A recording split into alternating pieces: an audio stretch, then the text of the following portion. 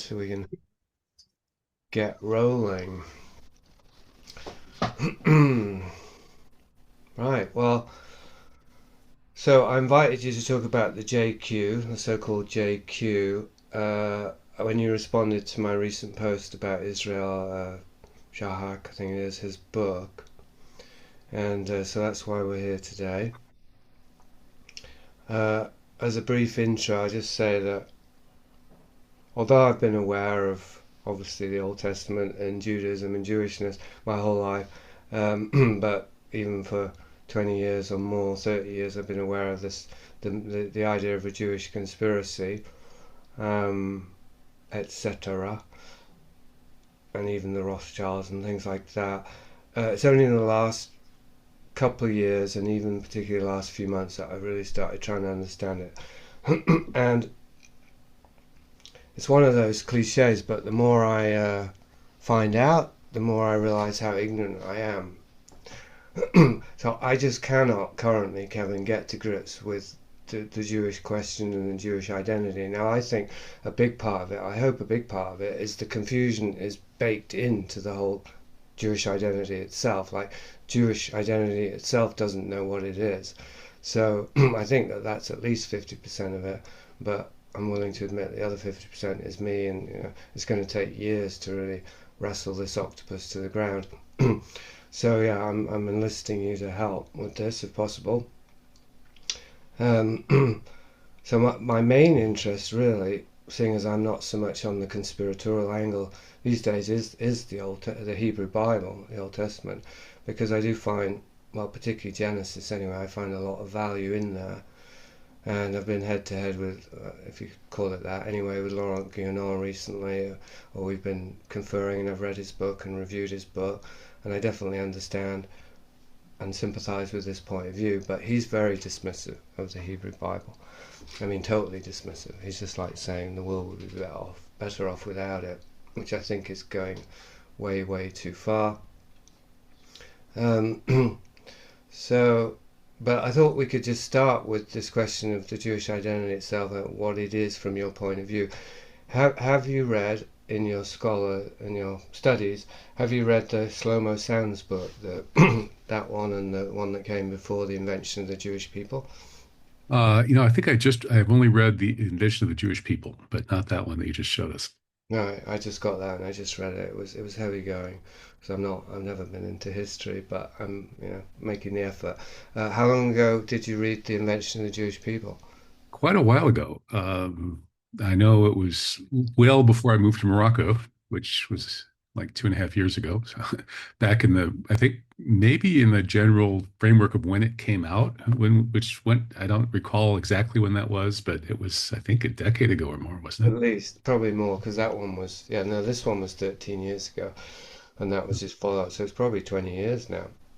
Right. Um, all right, well, so I'll just refresh a couple of points in there, and then, because you don't have to give feedback on the book if it's been that long, unless you want to, but just a couple of relevant points perhaps is he talks about that the whole idea of identifying Jews in today's world, as somehow descendants of Abraham, or even if we don't literalize that, but from that period, that time period, is just kind of meaningless because, well, for many reasons I think, but one of the ones he cites that seems very central is there's many uh, Jews converted, including to Islam, and but also they were very proactive and even violent in terms of proselytizing, and there were forced conversions. There were many forced conversions to Judaism over the centuries. So who's a Jew now and who isn't, versus who's a descendant of that time and that place and those people, if we even go that far, is just, he's saying it's just impossible to know or to say. So and the other thing I thought I would lead with, not to give you too much, but just to give you a sense of what I'm wanting to get into, is the distinction between Jewishness and Zionism, which is huge, needless to say. Um, and he has a line in here that Zionism, was not the continuation of Judaism but the negation of Judaism. So anyway, I mean, you can grab any thread there you like. I'd just like to hear a summary Right. of your take on this Jewish identity problem. Yeah, I thought that's a good introduction. So I guess I would agree more with Guyenot than with Sand uh, on the fact that there is a kind of a tribal identity and continuity that's based on this ideology that grows out of the Old Testament, the Tanakh or Torah, and that overall, I agree with Guyenot that that ideology has had a lot of negative consequences in the world. But I would agree with you that it's not that the book itself is not all bad. There's a lot of it's good in it. So I would start off, I guess, by saying that yeah, I would agree with Sand that it's quite obvious that there's the way to think about Jewishness is to dismiss this ridiculous notion of kind of some coherent Jewish people that has been, they're all descended from Abraham and in a perfect unbroken line and so on and so forth. It's, I think, a better way to think about it, and I think Sand would probably agree, is as an ideology. And this ideology, it's a religious ideology, and it's rooted again in the Torah, in the holy books, and that religious ideology is carried today by particular groups of people, and one part of it is that it's a very, very hyper tribalistic ideology that actually falsely tells its adherents that they are indeed descended from Abraham and members of the same family, extended family, and which tribe is just an extended family. And of course, anthropologically, the word tribe is sort of it's most basic, important word really in all of anthropology. It means the most basic political unit that exists in human communities. And it's commonly, it consists of a group that identifies with that group by way of an ascribed kinship. That is, they believe that they're all somehow descended from a common ancestor. Mm. Here in Morocco, we have lots of them, lots of place names named after these tribes, and they're all Beni, right? Beni Drar is a nearby town close to where I live that's renowned for its shish kebab. And it means the sons of Drar. He's the ascribed ancestor, right? So these are people who all believe, back when the Beni Drar was the thing, when it was your, main unit of identification for those people, that they all were descended from some guy named Drar. And so that's the most basic way that people create political groups, is by imagining that they're all descended from a common ancestor. Mm. Now, typically, they tell a story about how that happened. And so those kinds of stories are often categorized as epics by people who study these things. And the Old Testament is best thought of as a typical tribal epic. And there's so many others. There's Sunjata, a great West African epic. There's the Windo epic from Central Africa, and then there's Gilgamesh, and you could list thousands of these epics, and many of them, in a sense, all of them at one level or another, but a lot of them are very clearly, basically stories about who our tribe is. We descend from this hero who did, or these heroes or whatever, who did this stuff. And so that's exactly what the Old Testament is. It's just another tribal epic like thousands of others. But it so happens that this particular tribe has persisted in its, tribalism, and one could even argue it's exterminationist Bronze Age tribalism, which we're seeing in occupied Palestine right now, in a way that really no other tribe on earth has. And this tribe has amassed wealth and power across borders and in the most wealthy and powerful parts of the world in a way that no other tribe ever has. So what we have here is a particular tribe that grounds itself in a particular tribal epic, and unlike every other tribe on earth, has succeeded in a huge way in amassing wealth and power based on the ideology that grows out of that tribal epic. And I think that Guyenot is right that many aspects of that ideology are utterly deplorable, that it's very much based in there's the world has lots of polytheistic gods, and our tribal god is a hairy old patriarch named Yahweh who is utterly unjust, who is barbaric, who sides with the swindler Jacob over his brother Esau. He approves of swindling. He likes the fact that his prophet Joseph is swindled. This is, according to one interpretation, which we Muslims would certainly reject, as would Christians. That Yahweh wants us to smash the other tribes' gods and maybe smash the tribes themselves and steal their stuff, including slaves, and give it to Yahweh, meaning the high priests of Yahweh, the custodians of the epic, the custodians of the tribal ideology.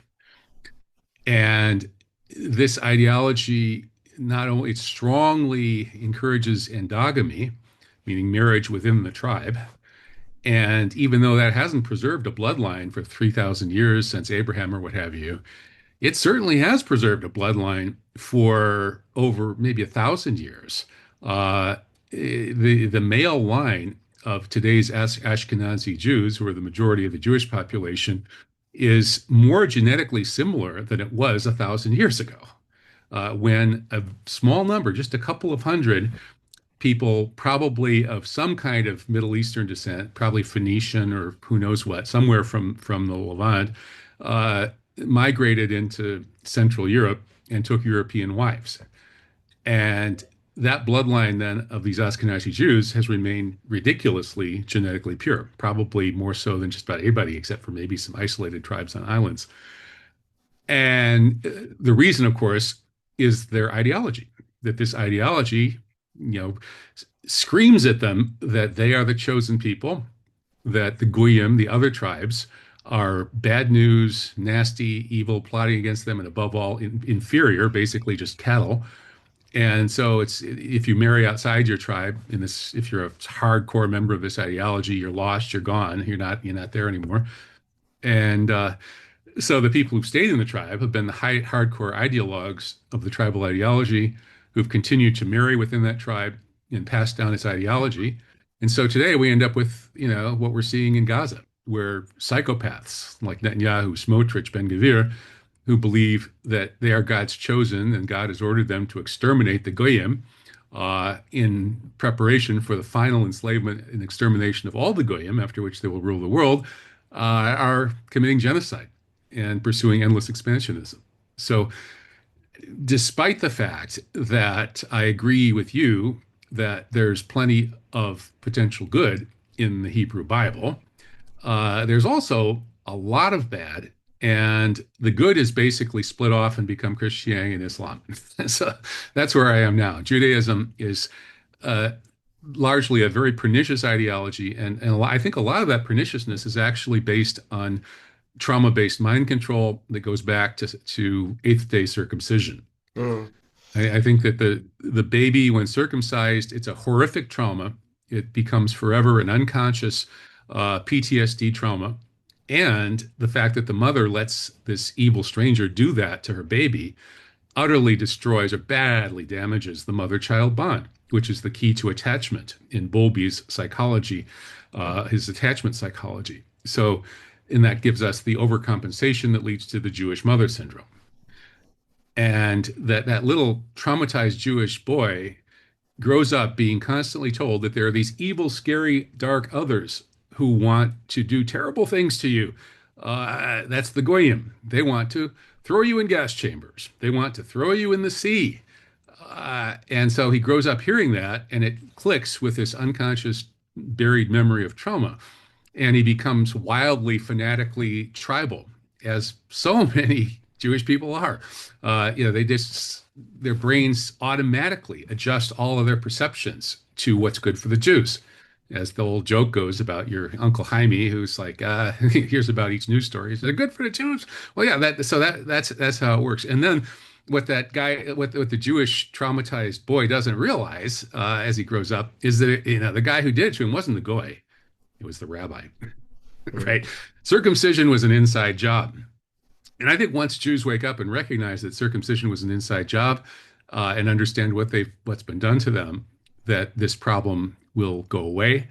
What's good in that ideology will remain. And again, that's mostly in the universalist, genuinely ethical, Jewish-based ideologies, you could say, of Islam and Christianity. And what's bad, which is what we're seeing in Gaza today, what we're seeing in the Federal Reserve today, what we're seeing among the banks today, and what we're seeing among the ownership of the media today, will disappear. Wow. Okay, so I don't know if that was 10 minutes or something, but you covered a lot of points and probably most of the ones that I hope to get into today. Um, I want to, in a minute, I want to go back to the first question around the Hebrew Bible and the things you said there. But before I do want to address this question of Zionism versus Judaism, because again, reading the Shlomo Sand, and I think it's in Israel Shahak, I think, but I might be conflating them. But that um, Zionism is a relatively new movement, although the roots may go further back, and that historically it's been opposed by many practitioners of Judaism, particularly rabbis. Like rabbis were strongly opposed to Zionism and the whole idea of reclaiming quotes or colonizing or whatever, just actually literalizing the promised land of Israel and so on. I mean, they even have this. There are three reasons why it's forbidden. One of them being that they have to wait until the Messiah comes, and if they've moved back into the promised land before the Messiah comes, then that prevents the Messiah coming. But anyway, main point being just that there's been a strong resistance to Zionism within Judaism and rabbinic Judaism particularly, uh, and then today. I don't know where rabbis stand on it today. Obviously, that's there's a whole bunch of them, but certainly there are many Jews and including practicing Judaism Jews who are not Zionists, and it would seem there are many Zionists who are not Jews. So would you concur then that it gets muddy, particularly in the last 100 years, even with these bloodlines, because probably many, if not most, of these Zionists, even if they have a Jewish bloodline, supposedly, are secular now, or at least they're something. They're not, practicing Judaism as at least we think it. I know this gets muddy as well, right? Because there's hidden Right, elements to right. Judaism. Yeah, But just yeah, those are good yeah. points. Mm. I think that there's a zombie Judaism, just like Emmanuel Todd. I think is one of the most interesting French intellectuals, maybe the last French intellectual, practically, or one of the few, who talks about these zombie religions today. That he says that to understand French politics, you need to understand zombie Catholicism.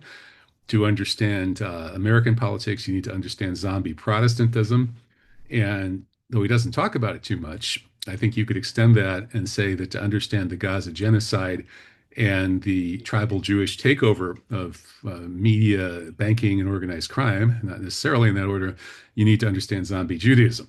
And I think Ron Unz has summed up a very pithy kind of description of zombie Judaism in a quote that has been spread around the internet a bit, in which Ron wrote something along the lines of that a religion a religion that tells you to love your neighbor may or may not be practical, but a religion that tells you to hate your neighbor and that it inculcates millennia or at least centuries and yeah millennia of seething hate for the non-tribal member, then even when the religion itself starts to go away, and most of the people whose ancestors and parents, grandparents, and so on were in that religion are no longer religious in the way their ancestors were, but it's that religious ideology, that hate your neighbor ideology, is still going to be having unfortunate effects.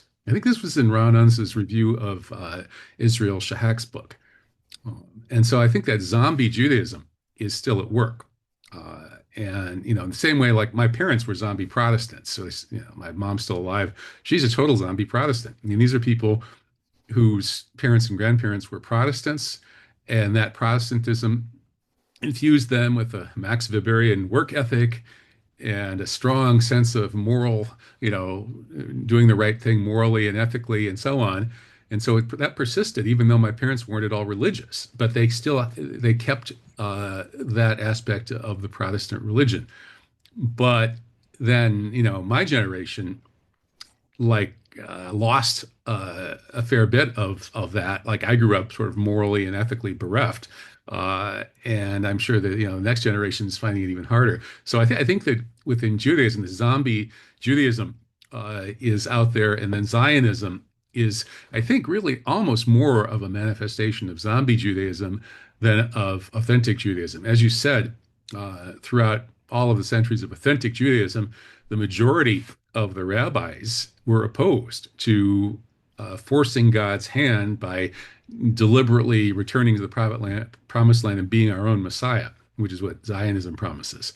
And so there were exceptions. The first real Zionist was Shabtai Zvi, who in the mid 17th century led a return to the promised land, claiming he was the Messiah.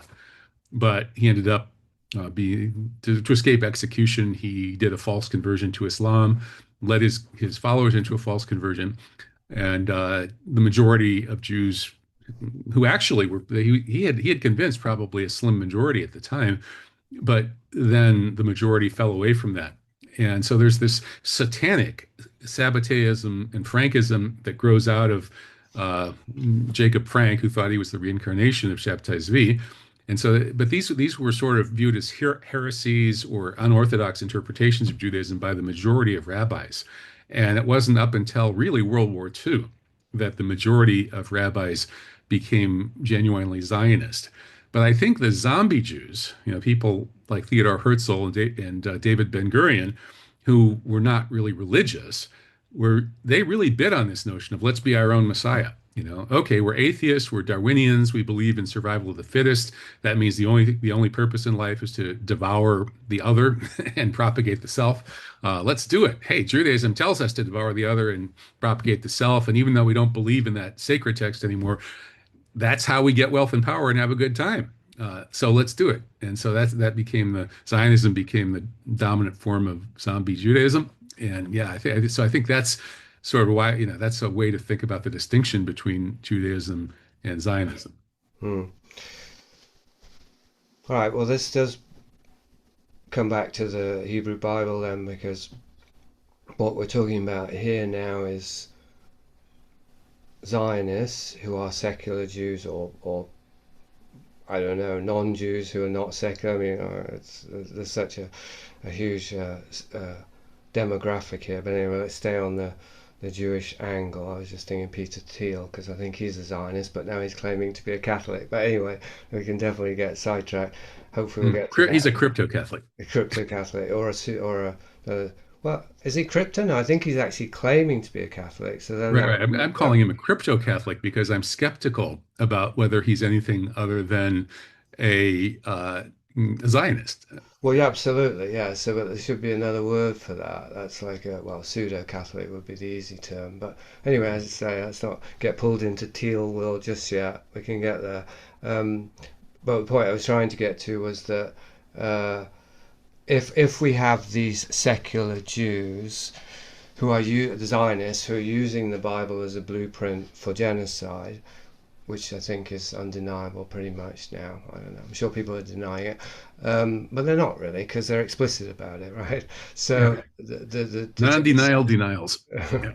Yeah, but they're explicit. So anyway, this is an example of using the text of the Hebrew Bible in ways that have nothing to do with belief in God or trying to serve God, but as you said, just trying to attain power for themselves. So there's a spectrum here. If we're going to talk about the Hebrew Bible, because I certainly would agree to a large extent that there's a mix of good and bad in the Hebrew Bible, and we'll get to that, but I wanted to just make the nuanced distinction here between something that is just inherently negative or destructive and ideologically oriented that's actually in the Hebrew Bible already, and something where I would say that the story of Jacob and Esau, for example, is an example of this, something that has a profound mythological meaning that can then be misinterpreted and used and applied. That isn't so obvious, but there are these in-between things where it does seem as though that's a prescription for genocide, but you can put it back into its historical context, and you can interpret it and spin it a little bit, and it may salvage something in the text, right? And then there are other passages. I think Joshua's pretty notorious for this. Book of Amos, maybe. I'm still rereading it currently, where there's no doubt about it. These are kind of explicit justifications for genocide. So, I'm just making that as a proviso to begin with. That it's complicated. It's complicated. So, for example, I'm just going through the Hebrew Bible again, Robert Alter's translation with the commentary, which I find is very helpful, and I really love Genesis. I just really find it very rich, and everything about it really I like. I was surprised actually how much I enjoyed the book of Genesis, but then I was surprised by how much I did not enjoy Exodus, and certainly not Leviticus. I don't think anybody alive could claim honestly to enjoy that book. And then I haven't got to Numbers yet, but in Exodus I started to feel there was an ideological spin to it, and I started to feel, okay, these are what you're talking about. This is a tribal identity that is either creating whole cloth, or it is adopting and adapting tales with an ideological agenda. I feel it begins observably in Exodus.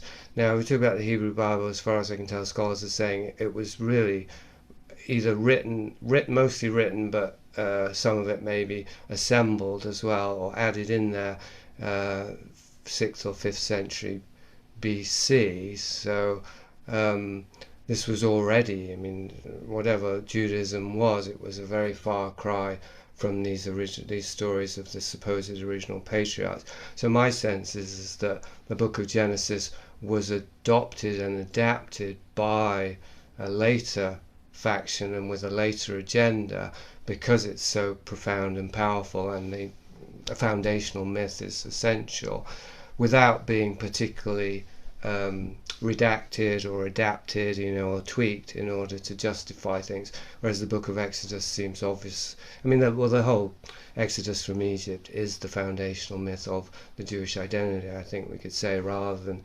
Abraham and Jacob. Because they're much harder to adapt to any kind of ideological thing. As you said, they're very confusing. It's very obvious that Jacob's lying, and the one and tricking and deceiving, and actually you could see in the Jacob story that he pays for it. I mean, he pays for it explicitly in terms of being deceived in exactly the same way by Laban, his uncle-in-law, whatever it is, his uncle, with Leah. He's tricked into sleeping with the wrong woman, and then he has to wait 7 more years for Rachel, and I think there's another way in which he's deceived, again by Laban. But also in the later books of Genesis, he's seen as a whiny old man who's basically miserable. So I think it's certainly implicit that Jacob kind of pays for his errors. So there's a sort of mystery. Why was he why was he the father of the 12 tribes, even though he was a sneaky guy, and not a very happy guy either?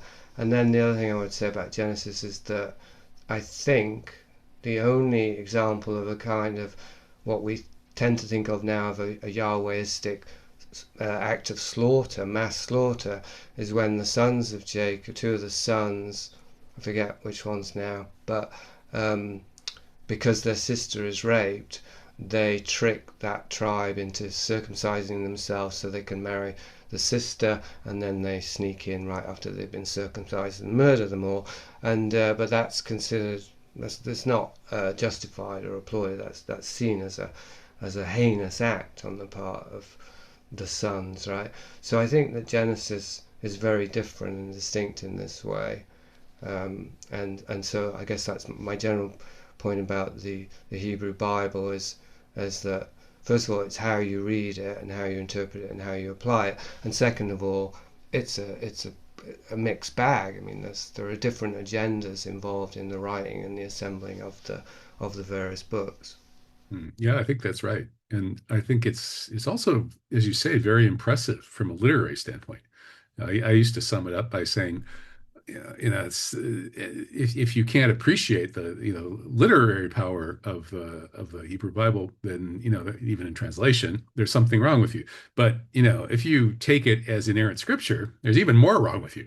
In other words, it strikes me as it's a perfect book for a kind of scripture as literature course in college, right? Because it is such great literature. And it's had such profound influence on so much of the great literature of the world, as people like Rene Girard have noticed. You can't really study, say, 19th century American literature, Melville and Hawthorne and those people, without knowing your Hebrew Bible. The story of Job is incredibly powerful. So yeah, and I don't think it does form a really coherent ideological whole at all. And I think you're right. Maybe the earlier parts, which are really better for the most part, from a literary standpoint, don't. They're even more impossible to really create a coherent ideology out of. I think so. Yeah, there's that's all true, and we should give it credit. Like it's like I say, there are lots of epics out there, and there are people who, are impressed by the aesthetic qualities of the Sundiata epic and the Window epic and the Gilgamesh epic, and of course the epics of Homer. Let's not forget those. But you could argue that possibly the Hebrew Bible is the reason, probably yeah, maybe the biggest reason that's had such a powerful effect on the world is that it is such a powerful storytelling, and so yeah, I agree with you, and I don't think we have to throw it out like yeah, Laurent Guyenot sort of seems to see it as coherent in a bad way. And I agree with him about the bad stuff that he sees in it, but I don't think that's all there is. I think that's a tendentious reading. And I think that a more honest reading would find it much more incoherent and much more just, really amazing epic that can be read in all sorts of ways. And the people who've kept it as a Bronze Age tribal epic, determining their identity based on mutilating their children after 8 days, those people have just taken a bad interpretation of it. And then the ones who've become zombie child mutilators and made the purpose of their life the genocide of Palestine, those people have taken an even worse interpretation. Hmm. I'm guessing you're not familiar with Rudolf Steiner much or at all on Yeah, this. I'm not a Steiner fanatic, but I think I've read some Steiner and I've read stuff by various Steiner disciples. And there was an interesting 9/11 truth book by a guy named T.H. Meyer, who was a Swiss disciple of Steiner that was sort of one of my favorite little 9/11 truth gems back in the day. And so I've read a little bit about Steiner, and a lot of Steiner strikes me as kind of spiritual common sense, and then some of it, the more sort of abstruse, esoteric stuff with details that I don't understand. I kind of set that aside. That's where I kind of stopped reading him. But the basic Steiner, outlook makes sense to me. Hmm. Uh, well, same from what you summed up there. I'm specifically interested in bringing it up in the context of what he wrote about the Hebrews as the background to what he writes about Jesus or talked about in his day. Um, and the context of, because another question or problem I have with trying to come to any conclusion around the Hebrew mindset, let's say, or the Jewish paradigm, is this question of maybe it was good for a while. I mean, I'm like you. I can't see any context in which genital mutilation of an infant could be justified, but it was a long time ago, right? We don't quite know what else was going on, and we don't know what it was, what the purpose was. I mean, that's my main problem with circumcision. Is it, and historically, I mean, in that context, is it's never addressed. There's never a good, coherent explanation given for it. I don't mean in the Old Testament. I wouldn't expect that, but Coming of age circumcision is very different. Let's get that well, straight because right away. Lots of people, including the vast majority of Muslims, do practice this sort that. of coming of age circumcision, Yeah. which is it's sort of it's an ordeal that moves the boy from the world of women when you're a child to the world of men when you're approaching adolescence. Yeah, So, well, I could see it, and that was, I think, that was how it was in ancient Egypt. And it was, in fact, before. I mean, because clearly Abraham, Yahweh, or whoever adapted it from the Egyptians, because that's the historical context, and they were doing it in ancient Egypt, but also it was a pubescence, adolescence. I still wouldn't personally be in favour of that, because I think bodily mutilation is a problem anyway. But I see your point. But anyway, what was I saying? Oh, just that. Yeah, yeah. What's it? What's the actual purpose of it? I mean, either adolescence or well, okay, you said rite of passage at adolescence, but as an infant, we don't know what the purpose was, so it's not explained. Um, I think it probably had something to do with child sacrifice. Uh, and but anyway, I was actually getting to a broader question, which was well, Steiner's point of view was, I don't want to get into it because it would take too long and it might confuse you because it confused most people. Steiner tends to do that, but let's just keep it simple. That beginning with Abraham, the creation of the Hebrew tribe was a process in the evolution of human consciousness away from paganism into a kind of more egoic identity, which he feels came to its fruition with Christ. And that the Jews were kind of transitional matrix where it was a tribal group identity, but essential to that was that it separated itself from all surrounding peoples and cultures and religions, hence this very strong and even violent opposition. Even within, with the golden calf, like the Hebrews were murdering each other right there at the beginning, the Levites killing 3,000 Hebrews, right, to punish them or to make it clear that golden calves were not good. So I would guess that Steiner's view, he wasn't really explicit, was that this was an evolutionary well, he was explicit about this. It was an evolutionary process in the human consciousness, and therefore what he wasn't explicit about, this kind of tribal violence and the imposition of the law in such what seems to us now draconian ways was justified. I'm not going to say I don't have an opinion either way, but what's clear is that if you try and transport it thousands of years or over the course of thousands of years, you try and keep it intact all the way into the present. And in fact, historically, not only, I mean, they didn't just try and keep it intact, it became more and more administrative and bureaucratic, and it became a legal system, really, didn't it? Rabbinic Judaism was kind of a legal system based on the Torah, and supposedly it's the holy law. But I mean, even in the book of Leviticus, there's endless minutiae of laws. So that would become more and more oppressive, particularly in this context that Steiner presents for the development of the individual self, which we have explicit in the New Testament, that we're not, Paul saying we're not under law anymore, we're under grace, the law is annulled.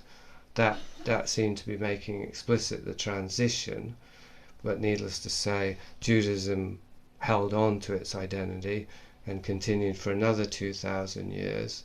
Um, and I know you've talked about this, the hostility between organized Orthodox Judaism and Zionism and Christianity, which that would seem to pertain to this. But I think that the larger question I'm bringing up is, to what extent is the destructive, genocidal malevolence that seems to be inseparable from Orthodox organized Jewishness, Jewry, Zionism, the result of something that was once a good idea, but thousands of years later is really, I guess you talked about it with zombie Judaism, but it's very specific to Judaism now because of the law. It's all the law, the imposition, right, of control. that's an interesting idea that it was, the same thing was good in the past and it's not so good now. And I guess, I can always fall back sort of on the way I've come to understand it through Islam, which is really just the reason that I ended up adopting, and coming to Islam is that it is it lives up to its claim as the best formulated and best preserved kind of summation of primordial, monotheism that was expressed through Judaism and Christianity, and that it also, as such, it operates as the kind of the most practical way of practicing the perennial wisdom, perennialism. There are a lot of the perennialists came to Islam. Rene Guyenot, of course, founded traditionalism, or which is the main school of perennialism. So the way I see this as a kind of a Muslim perennialist is that the monotheism is in some sense it's correct in that the highest perception that we can get of uh, where existence comes from is that the creator, sustainer, Lord, and cherisher of existence is best defined by sort of absolute unity. That is, that the the world of multiplicity grows out of this ineffable unity, and ultimately that's what God is. That's the God of the mystics and the God of the philosophers. And essentially, people across traditions agree on this. Even polytheists often have agree on this, and you're talking about the creator God. Well, we just deal with these ancestor gods and these, well, no, those are probably jinn, and you shouldn't be dealing with Yes. them. You should just be going straight to the source, with a capital S. Mm. And so, since that's my framework of understanding these kinds of cosmic topics, and so from that perspective, Judaism very well was probably like any other. It's a tribal epic. It's all based on this tribal epic. There's this tribe that's running around, keeping this epic as their ideology of identity. And within that tribe, there are prophets, and we Muslims understand prophets as people who carry a divine message of truth and justice and so on, right? And those people speak truth to power. They often have problems. They get persecuted, and they get persecuted by typically people who are satanic. That is, they're in rebellion against truth and rebellion against morality. And what they're interested in is, they're basically blind to the cosmic dimension of things, a larger picture. And so all they see is the dunya, this world, and they want wealth and power. And they typically become very unscrupulous about getting it. And so those kind of people typically do accumulate wealth and power. They become the notables of many communities, and the prophets are the people who challenge them with truth and justice. And so that pattern just gets repeated among all peoples. That's why there have been thousands of prophets, and certainly there were in the Hebrew tradition as well. Mm. And so that tradition that gave us this epic probably clearly includes prophetic aspects. And in Islam, we have all of these Hebrew prophets mentioned in the Quran. And typically what happens is the story gets repeated in the Quran. It's shorter, it's succinct. We get a succinct summary of each of these prophet stories in such a way as to show that the prophet was holy, pure, transmitting a divine message of truth and justice, often against the corrupt, tribal ruling elite, uh, and implicitly telling us that the original Hebrew Bible version of these stories, the version that the Hebrews have anyway, is corrupt. In other words, for instance, with the Job story, uh, Job is in the Hebrew Bible. It's a magnificent story. From a literary standpoint, it's much better than what the Quran says about it. But from a moral standpoint, it's subject to misinterpretation. You can easily interpret the Job story the way some say Melville did, as satanic, as saying that, this God who makes a deal with the devil to torture his favorite good guy, Job, what kind of God is that, right? And at the end, when God says, "But Job, where were you when I created all this?" Well, maybe that satisfies you. Yeah, a mystical revelation that makes it all okay. Maybe it doesn't. But in any case, it's not really very consistent with a moral, with true monotheistic, ethical monotheism. That Well, is the ironically, notion. that's Job's argument against God or against his friends, at least, is Mhm. that God Right. if this is God, he's not following what we would consider a moral agenda because I'm being tortured and I didn't do anything wrong. Mhm. And then Right. God at the end says, "You're right. I mean, Joe spoke right of me because I've got bigger fish to fry. I'm working on a higher level." So Right. I think that that's valid to the point, that human morality, we're back to the question of the law, really, that the appliance, the conceiving and the appliance of human morality, human law, is all well and good and perhaps necessary, but it's not really God's law. Mm. Right. And God's always, God's view is always greater than the greatest possible view that we could have. That's what Allahu Akbar means. And that is kind of the message of the story of Job. And so you can interpret that from a sensible perspective as saying this is the greatest Allahu Akbar story ever told. So it's again, and so I agree with you that a lot of the Hebrew Bible is open to different interpretations. And the problem, I think, is that some of it gets interpreted in a tribally tendentious way by the people who call themselves Jews, and especially the more rapacious Zionist element among them. Uh, so again, yeah, the way I see it then would be that there's this prophetic tradition within Judaism, just like within every other tradition. Read the Window epic, or the Sunjata epic, or the Homer's epics, and you'll find similar things. Whether maybe not quite so much, but there will be, the voice of justice and truth and righteousness, and then there'll be the temptations to stray from that. Uh, Yeah. and, Yeah, well, so in the Hebrew Bible, that is a consistent thread running through it, which is that Yahweh's making these promises to the Hebrews, and they are failing to live up to the covenant, and the prophet shows up and tells them that they're failing, and this is why everything's going to hell, or they're being punished, or they're being destroyed, and so on. So there's this tension between the Hebrews and Yahweh throughout these books, with the prophet as the intermediary. Even in Genesis with Abraham, he's negotiating with Yahweh for Sodom, right? Well, what if there's 10 good men in there? Will the judge of all the earth do right? That's a key question in Genesis, and therefore in the Old Testament, with the first prophet being Abraham. But yeah, it continues through, and I think this is a really relevant question to what we're talking about today, in terms of, although there are many passages in the Hebrew Bible that seem to be, they claim to be Yahweh explicitly ordering the Hebrews to decimate and to kill and to slaughter, men, women, and children in a way that is horrific and seems unjustifiable. There is also Yahweh being angry with the Jews for doing things like that and then punishing them. So it's confusing, really. Like, Yahweh's not consistent. That's an understatement, right? so sometimes they're being punished for not doing bad Well, things, right? that's true. That's true. So I say it's not consistent.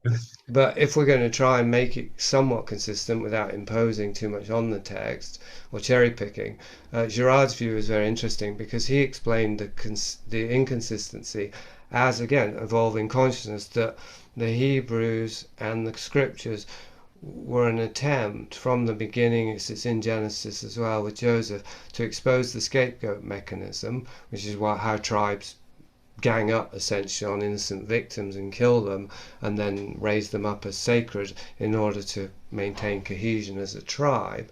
But that they were struggling with it, and they kept failing, as in they kept forgetting that they were scapegoating and that the victim was innocent, and then they became scapegoaters.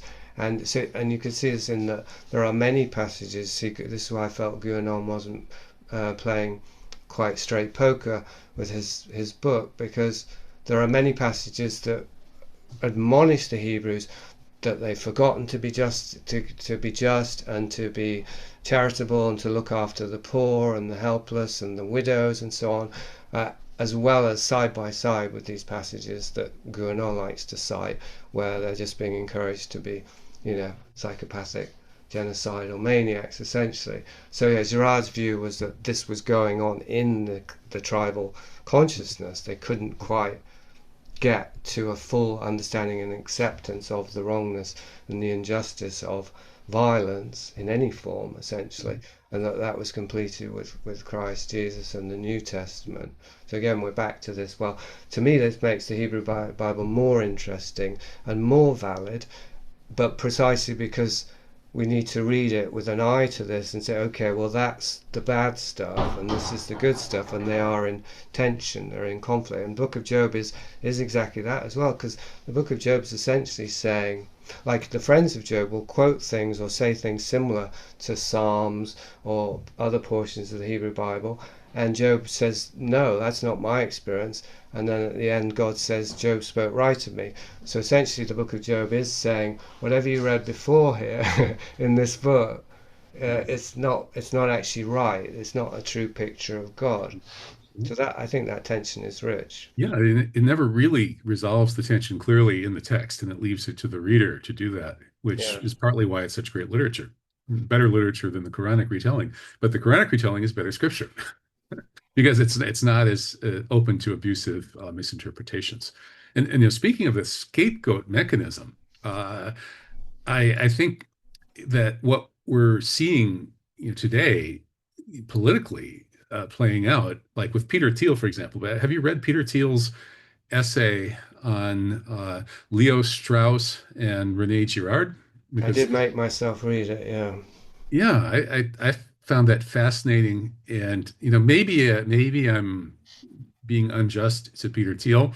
He's welcome to contact me and come on my show and explain himself. Peter, if you're watching, truthjihad@gmail.com. But it sure sounds to me like he's basically saying, hey, I'm a Straussian, and we know that we have to lie. Strauss taught us to lie, and we have to lie, and so I'm going to lie. And then he blah, blah, blah, blah, blah. And then he ends with this like, this fatuous, ending with, well, a good Christian ruler in today's world will err on the side of peace. Like, are we supposed to take that seriously? Are we taking that straight, or is that some kind of Straussian lie to your audience? The Christians like J.D. Vance and the others that you're trying to manipulate here, because it sure sounds to me like what you're saying here, Mr. Thiel, is that about what 9/11 really was, because this essay begins by invoking 9/11. 9/11 utterly changed the world by revealing the horrors of Islamic fundamentalism. But the way he, casts that, the Straussian reader who's aware of Aesopian language, the hidden messages that Strauss taught us, that you always have to hide those messages so only the elite can find them, because you can't let ordinary readers see the horrible truth. Well, Peter Thiel knows what 9/11 really was. And what it was it was Jews, Zionist Jews, and their their fellow travelers or dupes, setting up a vast mechanism to garner more wealth and power for themselves by brutally, viciously scapegoating Islam and Muslims. That's what it really was. And according to Gideon Polya, the excess mortality researcher in Australia, the death toll in the 9/11 wars among the Muslim countries affected was well over 20 million, and the total, surplus, population reduction through direct murder, indirect murder, and the removal of people who would have been born had their parents not been murdered one way or another is well over 30 million. So the 9/11 Holocaust of Muslims was, according to Gideon Polya, about 30 million people. And its purpose was classic scapegoat mechanism, right? To rally the people into a cohesive society or tribe through purveying a big lie by making a false accusation of an innocent person. Mm. And the world Muslim community is really, sorry to tell you this, alt-right people, it's about as innocent as any world community could possibly be at this point. Yes, Samuel Huntington, the Islamic world has bloody borders, and that's because everywhere, without a single exception, the non-Muslim side is slaughtering people to steal property from the Muslim side. Everywhere. Even in places like South Sudan, that's the Israelis coming in and stealing property by engineering slaughter between the more quote-unquote Muslim North Sudanese and the quote-unquote Christian or animist South Sudanese. So the whole Islamic world is being slaughtered and pillaged, and nowhere more so than in occupied Palestine, which is traditionally the second, well, the original Qibla of Islam and the site of the greatest architectural and spiritual monument in Islam, the Al-Aqsa Mosque, which is being directly targeted by these Zionist Jews who orchestrated this mass act of sacrifice of tens of millions of people in order to create a unified Judeo-Christian West that would then continue to slaughter more and more people and steal more and more wealth and power. And Peter Thiel knows this, and guess what? He's in favor of it. He wants to keep slaughtering millions of people, millions of non-Jewish Untermenschen, in particular Muslims. He's fine with it. But he knows that Strauss taught him you can't just come out and say that. So he writes his essay the way he wrote it. I think the thing about scapegoats is that essentially any scapegoat will do as long as there can be a consensus that they're guilty. That's the thing that unifies people. So, and certainly in the wake of 9/11, I think there's no doubt that that happened with Muslims for quite a number of years.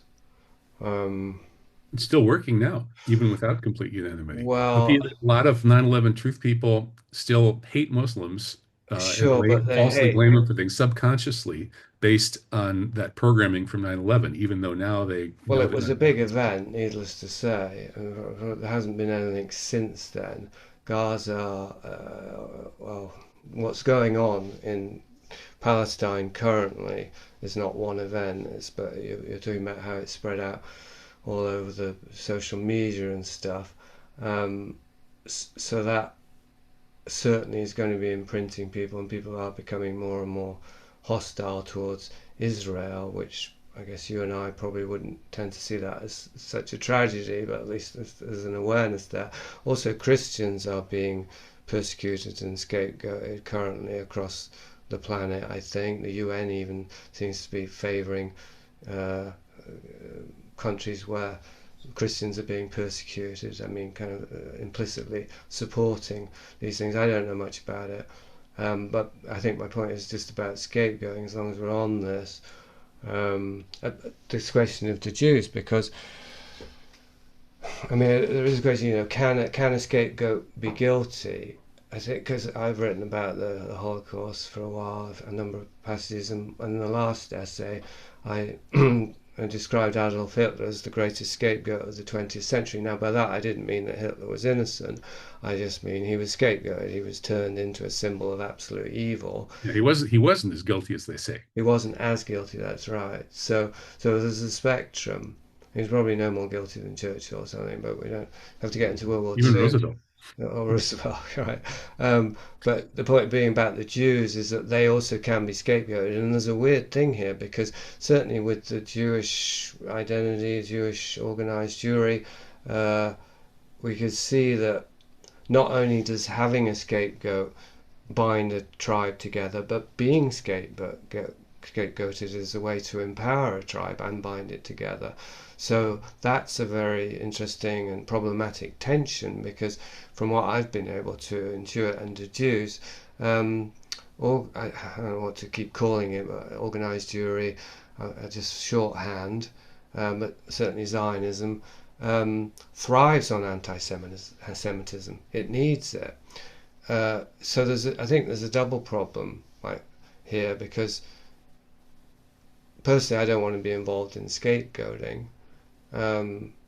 But if there's a sort of collective trend called noticing, which tends to dumb down things and blame the Jews for everything, regardless of whether they're Zionists or whether Every they're single time is the slogan. Yeah. is it yeah then that, as I say, that's problematic in two ways. One, it scapegoats genuine innocence, as in people who I would say unfortunately identify as Jewish when they don't need to or shouldn't, but nonetheless they're innocent beyond that.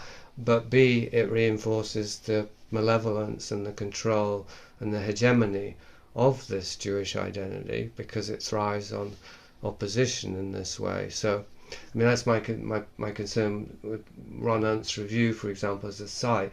It seems that it's just constantly banging this drum. And the third problem with this, I said this to Guyenot, is that the people that I think most need reaching, I would say James Howard Kunstler is one, because he identifies as Jewish, and I think he even has come out as pro-Israel, although he's not writing about it. Who is that? James Howard Kunstler, do you know Oh, who that yes. is? Yeah. Kunstler cast.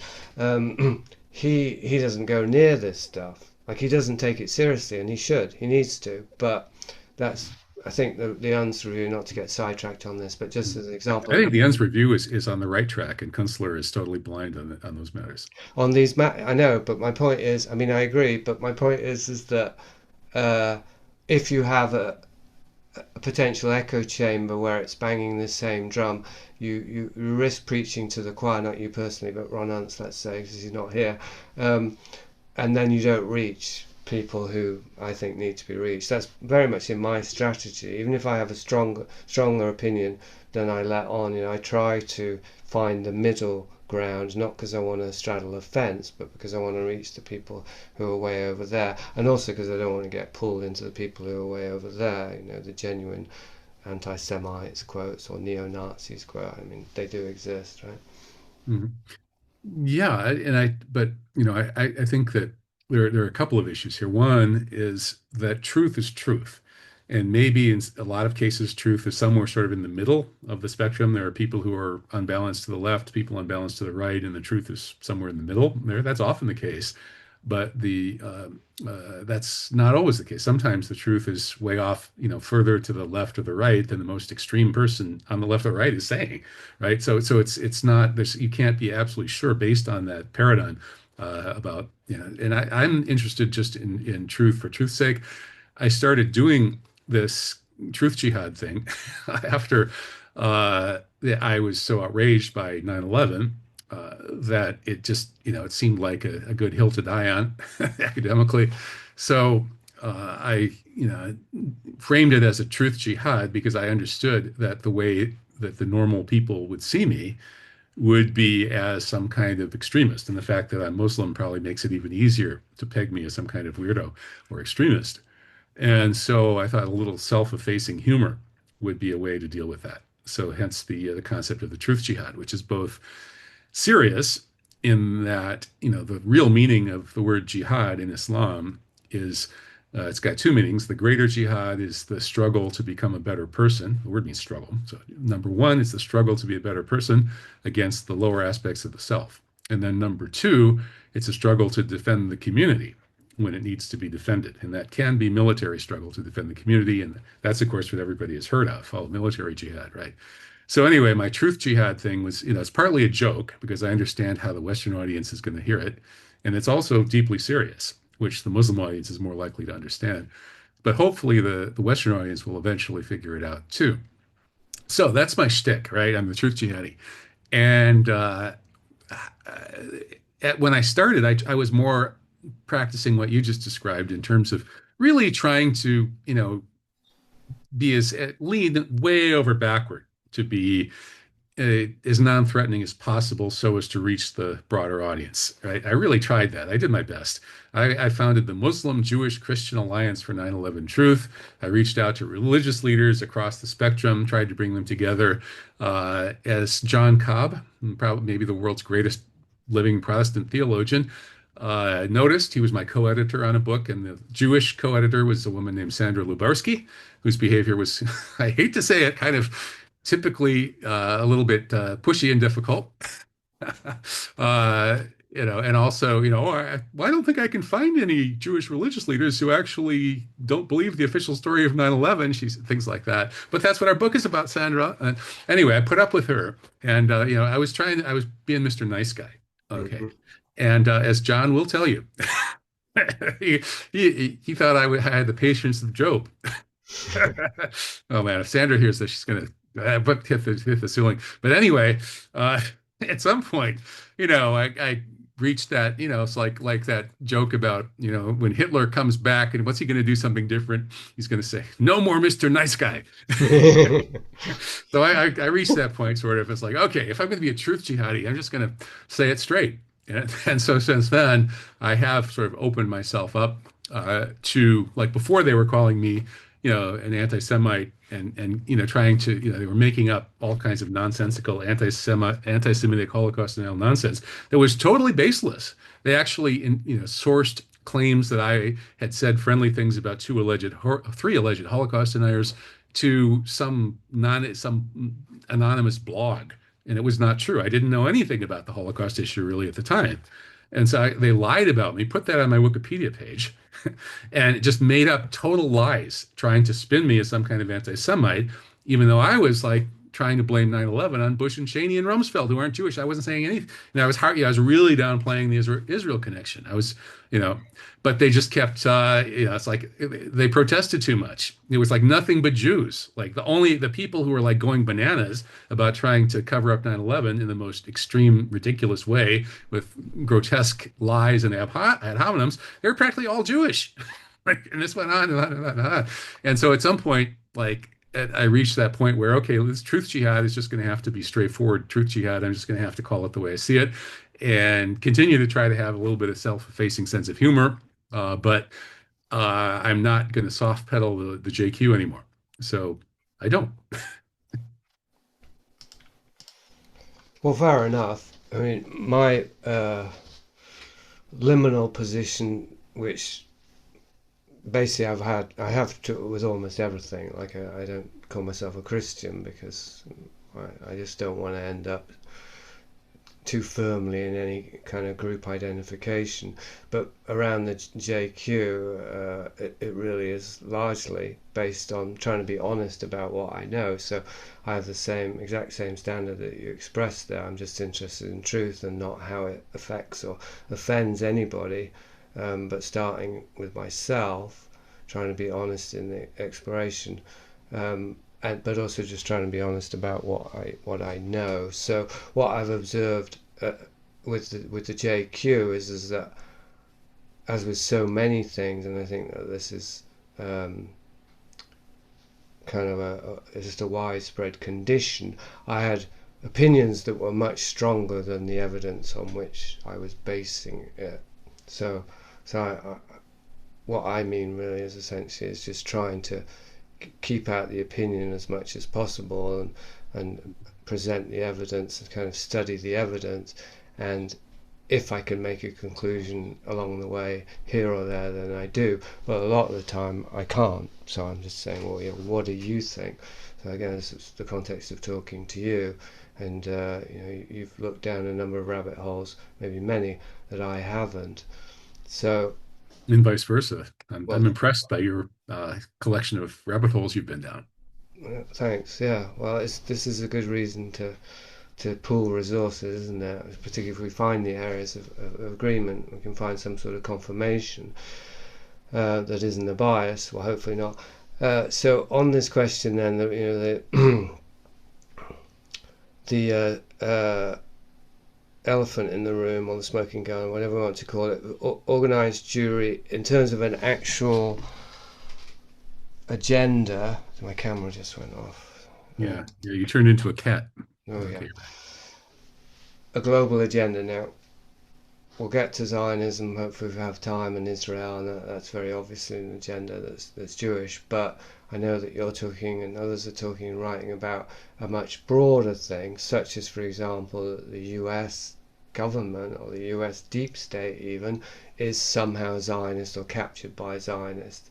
So I'd like to talk about this, like how this works in your view, not who by name, but what the nature is and what the historical basis is for this organized Jewish/Zionist conspiracy that has gone on for perhaps hundreds of years. There's one thing before you answer that I hope is relevant, which is just a discovery I've made recently. It was two different books, but one of them was the Israel Shahar one, where he said that, well, the first quote, as we already know, we talked about, the society of classical Judaism is in total opposition to the surrounding non-Jewish society, except the king, now this is the key point, or the nobles, when they take over the state. So the first point, that is baked into the Hebrew tribal identity. It's got to remain separate.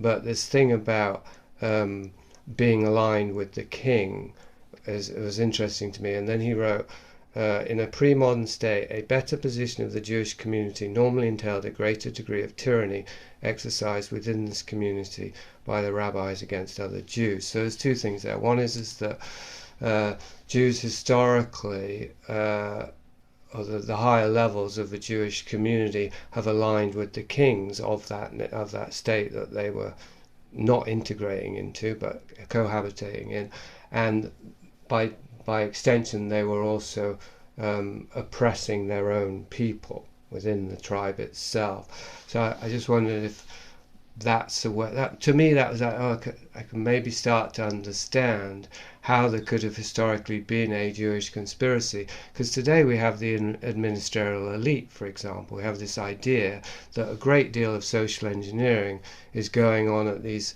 mid to higher levels but not at the top, with these bureaucrats who keep making the laws and the regulations, and maybe they don't even need to be hands-on controlled by the so-called puppet masters, because they're given us an element of autonomy, because they're so brainwashed that they do exactly what is predicted that they're going to do, and we have a kind of systemic conspiracy going on that's sort of self propelling.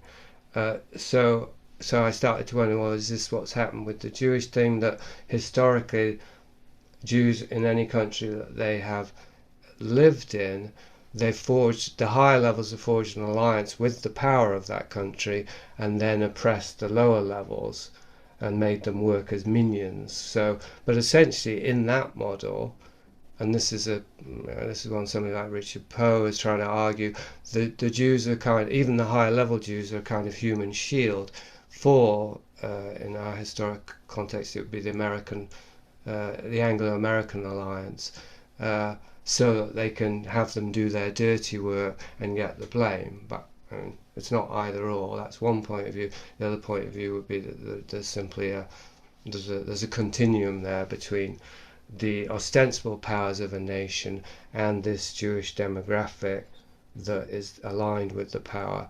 So, I mean, any comments you have about that, but then also in terms of what you feel happened in the US, was there some sort of internal coup, or how do you see all of this? Mhm.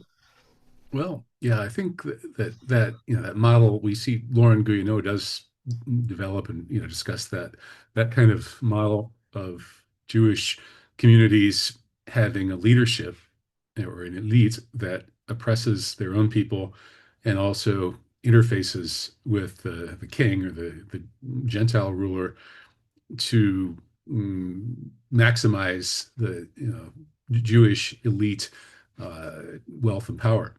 And perhaps some of it trickles down to the rest of the Jewish community.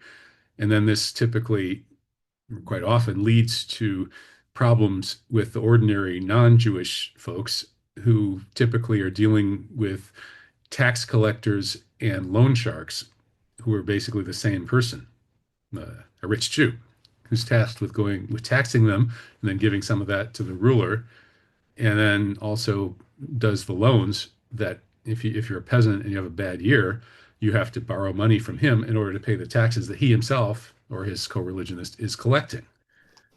And quite often, this Jewish elite element, especially over time, as it would expand the numbers, they would be they'd be prosperous. Of course, they've got a high level position in society, tax collectors and loan sharks, and other, maybe doing some other dealings as well as long distance trade with other Jewish communities elsewhere. So they're doing well, and naturally they have big families, and then you end up with kind of too many people competing for elite positions, as Peter Turchin describes within the Jewish community, and then they have to try to bleed the larger Gentile community dry to desperately keep their standard of living.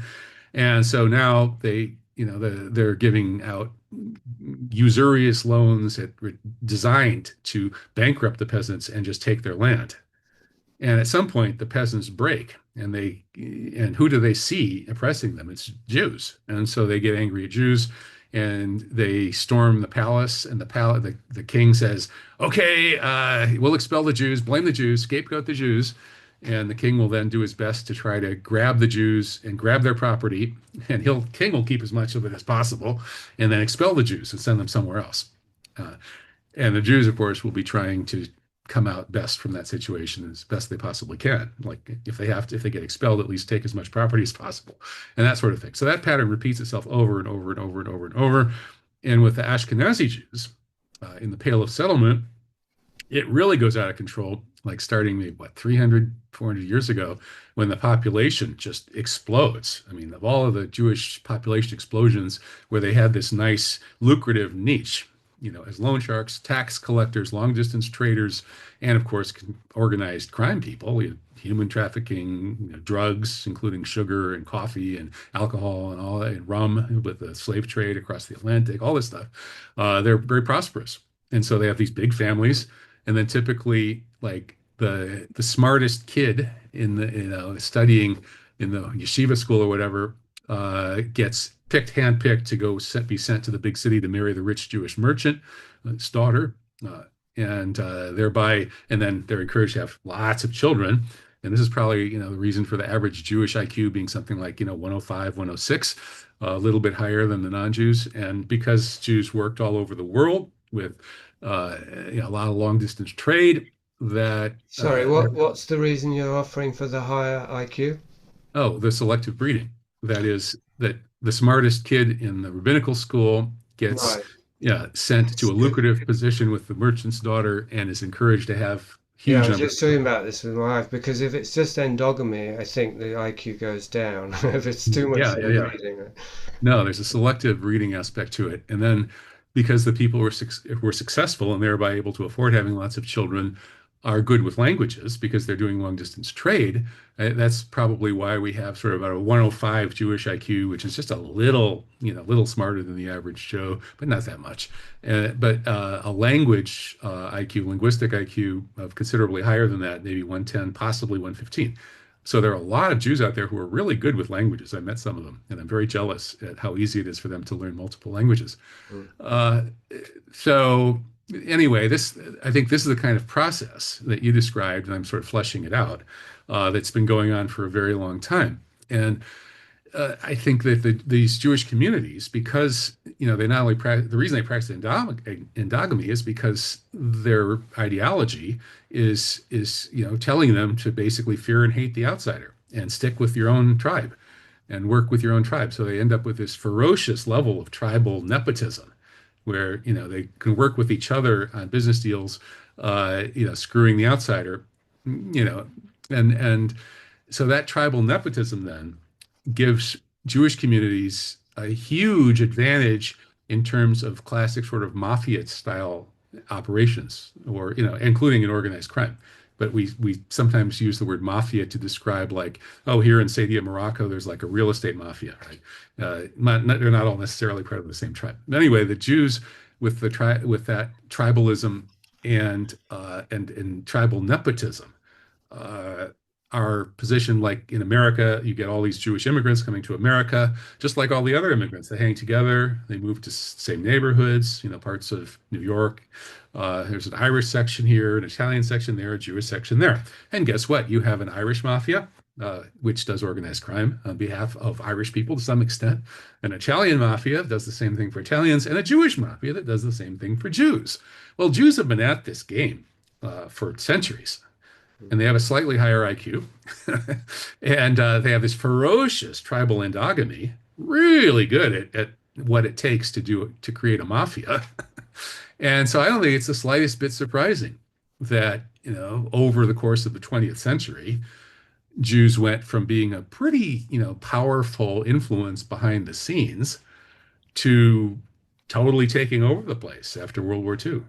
And when they killed the Kennedys, that was one big step. Killed them, and then had such control of media and such that nobody would ever be hard to expose that in a timely fashion. and organized crime as well. Of course, Meyer Lansky being the banker to all of organized crime, all of the different ethnicities. They're all answering to the Jewish branch.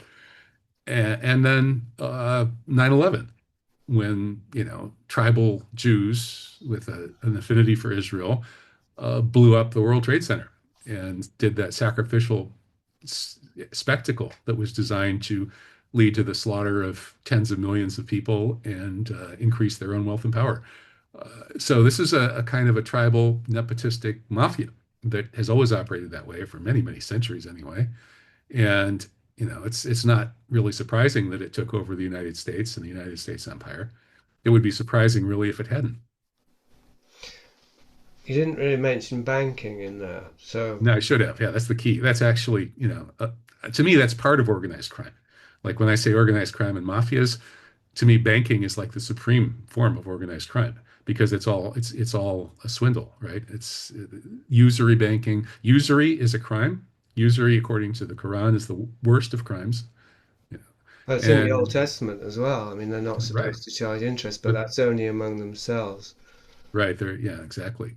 There's a loophole for the goyim. Uh, but yeah, I think banking has probably been the single most lucrative branch of Jewish organized crime that has enabled this rise to power of the Jewish nepotistic ethnic mafia.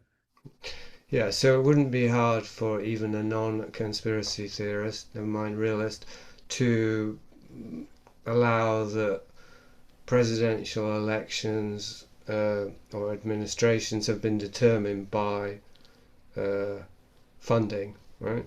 Basically, how much money they have. So who's got, Yeah, about half of the campaign contributions coming into American elections or national elections are coming from Jewish Zionists.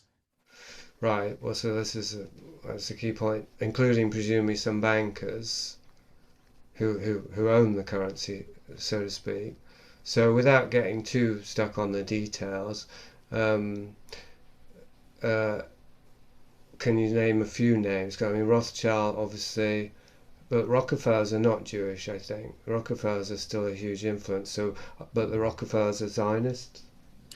Yeah, I think the Rockefellers and the Morgan families, they're Protestant, uh, ethnically Protestant, representing the typical old-fashioned American WASP elite. The dominant American mafia was a WASP elite mafia right up until World War II, at which point it gave way to a Jewish mafia. And the Rockefellers and the Morgans were members of the WASP mafia, but what position they were in with relation to the great European banking families that were predominantly Jewish, starting with the Rothschilds, is still hotly debated.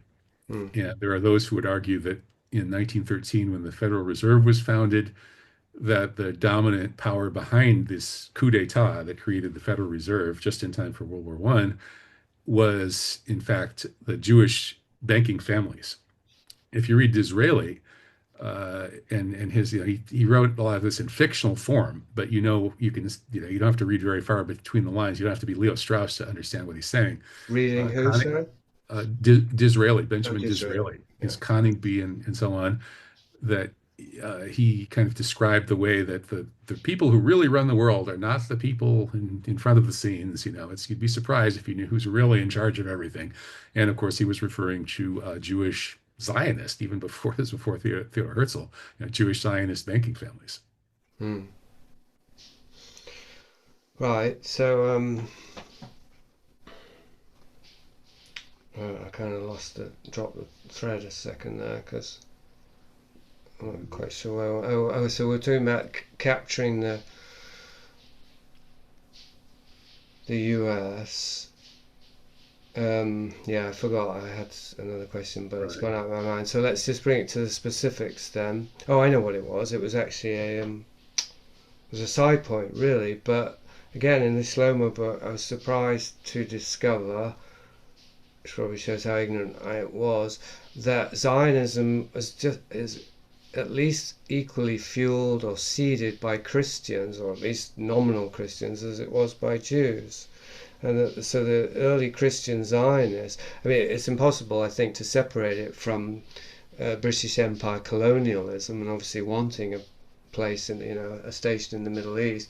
But apparently there was this idea among Christian Zionists uh, in the early stages, or at least I don't know how far back we trace it. You said Sabbatai V, but I mean the 20th century early stages, um, with that somehow for the second coming of Christ to happen, the Jews had to be reinstalled in the Holy Land and then converted to Christianity. Obviously, that second part got lost in the shuffle, or somehow there was no way to get the Jews to cooperate if that was a condition. But anyway, I just wanted to mention that in terms of that a WASP family could still be Zionist.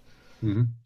That's true. And a lot of people have worked with Zionists and sort of pragmatically adopted Zionist ideology. I mean, you have to join in mainstream politics today in the United States, pretty much, with very few exceptions like Thomas Massey and so on. But Marjorie Taylor Greene apparently got driven out of politics by death threats to her family. Uh, and so you really don't have much choice. So even if you're a goyim, uh, joining forces with this ultimately Jewish supremacist project often makes sense pragmatically in order so you can make a living, so you do what you do. And so I think that's the real reason. There is, of course, there's the Old Testament that can be exploited. But I think if you go back to like historically, where did this Protestant and larger sort of non-Jewish Zionist impetus come from? I think they're basically just useful idiots of a tribalist Jewish project. I mean, if you look at the Schofield Bible, for example, written by a quasi-literate, snake oil peddler named Cyrus P. Schofield, who was funded by the Rothschilds and Oxford University and so on. These people like way above his social station. You don't have to be much of a conspiracy theorist to think, that's not just some natural, bunch of some crazy Protestant yahoos just making this stuff up themselves. I mean, somebody has injected this into their brains. And Mm. so that's where, I would see Zionism as, again, an expression of zombie Judaism, an expression of what used to be a Jewish heresy that's now become mainstream in the era of zombie Judaism. It's a profoundly tribalist project. It's a Jewish supremacist project that explicitly aims to put a Jewish Messiah on the throne. Well, it's in the extreme form, in the eschatology. It aims to put a Jewish Messiah on the throne in Jerusalem to rule the world from a rebuilt blood sacrifice temple. All Goyim will be either enslaved or exterminated. That's the extreme Jewish eschatological version. And I mean, it's actually surprisingly mainstream, not just Zionist. Going back, the Jews rejected Jesus because they expected a military conqueror Messiah who would enthrone Jewish supremacism. Right. So the whole project is Jewish tribal supremacist through and through. And the fact that Christians have been enrolled in this and atheists have been enrolled in this, Hitler and the Nazis were enrolled in this. They provided the most funding for the Zionists during the 1930s. The majority of funding for the Zionist project in the 1930s came from the Nazis. They signed this, transfer agreement. They had trade. So all kinds of Gentiles have collaborated with this Jewish supremacist tribalist project. But let's face it, they're all just, knowing which side of the bread their butter is on, and they're all useful idiots. So, in the book of Revelation, the second coming of Christ is a militant Christ, right? It comes with the flaming sword on the white horse to kill the sinners, essentially. So there's a weird congruence here with, if insofar as there was something in these Christian Zionists thinking that for the second coming of Christ they had to get the Jews back, in quotes, to the Holy Land, and then that the Jews themselves are believing that they have to get back to the Holy Land, which is also an inversion of what we talked about earlier, of the actual traditional rabbinic Judaism. But anyway, in order to have a throne for the Messiah to sit on, then that's a weird overlap, isn't it? Because you could say they both want the same things, but they're also opposite things, because the Jews, by definition, they rejected Christ. They want the first Messiah to come, who didn't come. The Christians want their Messiah to come a second time. But they could be the same agendas. Essentially, you conquer the Holy Land, you get the throne of the, for the Messiah, who's the Antichrist, I think, in your view. Um, and that for the Christians that will be the second coming of Jesus, and for the Jews it will be the Messiah. I don't know. They'll have to. I don't know how they will square that between them. Really, it doesn't seem like historically it could play out that way. But in terms of the agendas that are moving it, there could be this double thing. Certainly on the part of the Christians, like even if you just think at a profane level, so many nominal Christians today, because they value the Old Testament and believe it's foundational. And also, to be fair, historically, if Jesus of Nazareth came out of the Jewish people, well, that's certainly something good that came out of it. They tend to be sympathetic and aligned with Jews, I think. But I think that is a, well, I guess there are all sorts of interpretations of Christianity out there too, just like the Jewish and the Torah and so on, admit of many interpretations. But it seems to me that the overall taking the mainstream of Christianity and the dominant interpretations of Jesus out there in that community and in the Muslim community. Muslims, of course, are Christians in the sense that they view Jesus as the one and only true Messiah who will come back at the end times. Muslims, I thought they viewed him. I thought you viewed him as a prophet and no more. Right, but no, he's both a prophet and a Messiah. But he's the Messiah, which that's a title nobody else has. Oh, He's okay. I didn't. I missed that because I know you don't view him as the Son of God or as the second person in any Trinity or anything like that. well, it's not that, yeah, he's not the son of God or he's not God, but the Muslims accept the virgin birth story. So then he's higher than Muhammad, so to speak, in In the hierarchy. in a sense, yeah, I guess, it's not exactly stated explicit. What's stated explicitly in the Quran and accepted widely among Muslims is that all the prophets, we put them all at the same level. That is, they all were inspired by God and, walked that hard road of speaking truth to power, brought God's message to their peoples, and, were rewarded for it. So there's a certain sense in which all prophets are kind of the same. But then there are these details in the stories of the different prophets, and that's led to all sorts of interesting speculation. Ibn al-Arabi, the great Muslim, theosophical writer, had is a book called Bezels of Wisdom, Fusus al-Hikam, which gets into the sort of archetypes associated with each prophet, and it's a very kind of a mystical approach to these prophetic personalities. So anyway, so even though the Quran says God says we put all the prophets on the same level, you could argue, I suppose, that the really extreme miracles associated with Jesus, including his miraculous conception, his speaking from the cradle to defend his mother against the tribal Jews' accusations of adultery, uh, and among others, and then the fact that he is the Messiah, the one true Messiah and the only one. All of that does put Jesus in a kind of a special category in Islam. And so there are Sufis, for example, who take Jesus, not Muhammad, as their primary spiritual guide. Hmm. Gosh. And that's a little different. And your average uneducated Muslim might say, that's weird. That sounds pretty heretical. Are you sure that guy's even a Muslim? But an educated Muslim who listened to the argument of that Sufi would have to admit, yeah, that's totally kosher Islamically.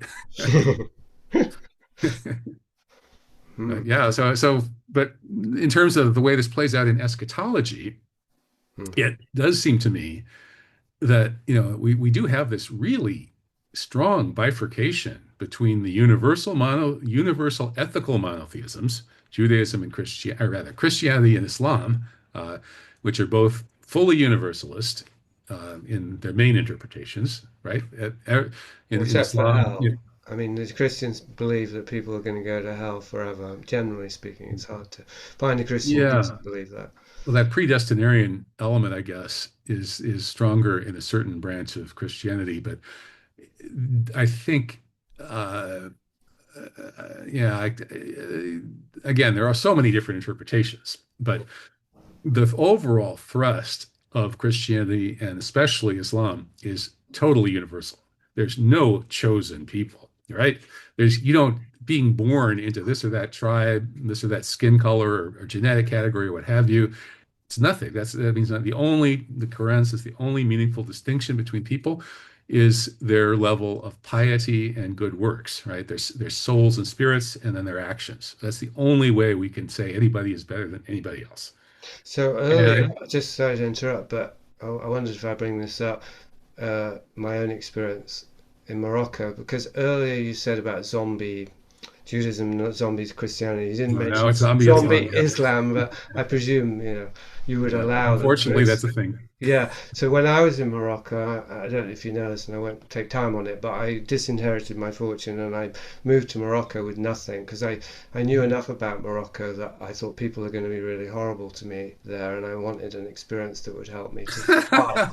And Seriously? yeah, seriously. Oh, so that's odd because most people come to Morocco because they've heard Moroccans are very, very friendly and hospitable. Well, maybe it was because Paul Bowles, the author, Oh, he okay. was Oh, my. you're looking for the desert Sanhaja guys or whatever that are going to cut your tongue out. Well, yeah, I don't know. I certainly wasn't looking for them, but I wasn't wrong anyway because I got to Morocco and I was begging, and it was very hard.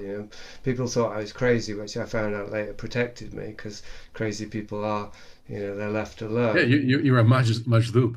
Yeah, and I was wearing this this very old poncho I got from Guatemala that I Oh was man, told was actually like a jalaba that they used to wear in Morocco in the 1300s. So yeah, I oh was a man. complete anomaly. I thought I But was a weirdo coming to Morocco, but yeah, this was in 1992. Um, but anyway, I got this sense, so I heard it or I read it, and I certainly it was kind of my experience that the sort of common Moroccan view of Nazarenes was that they had no soul and that you could do with them what you wanted, which of course sounds like what you read in the Talmud and things like that about the Jews. So have you never heard that at a no, profane level there's a no? I haven't. I wouldn't be that surprised though that there would be some people in Morocco that could think something like that, because there are these, Morocco is such a ridiculously diverse place with a whole lot of different, tribes and mini tribes, mega tribes. There are, these Berbers, this and that, and the other kind of Berber, and so on and so forth. And, the mountains have allowed historically for, peculiar peoples to get, ensconced in various mountains. And then there's all kinds of like West African black magic and sorcery that's come up, and some of it has infiltrated the seedier aspects of Moroccan culture. So that there could be some seedy parts of Morocco or aspects of Morocco where some such a bizarre belief could be entertained is it's not impossible, but it's not certainly not Islamically kosher. But of course, Morocco isn't entirely Islamically kosher.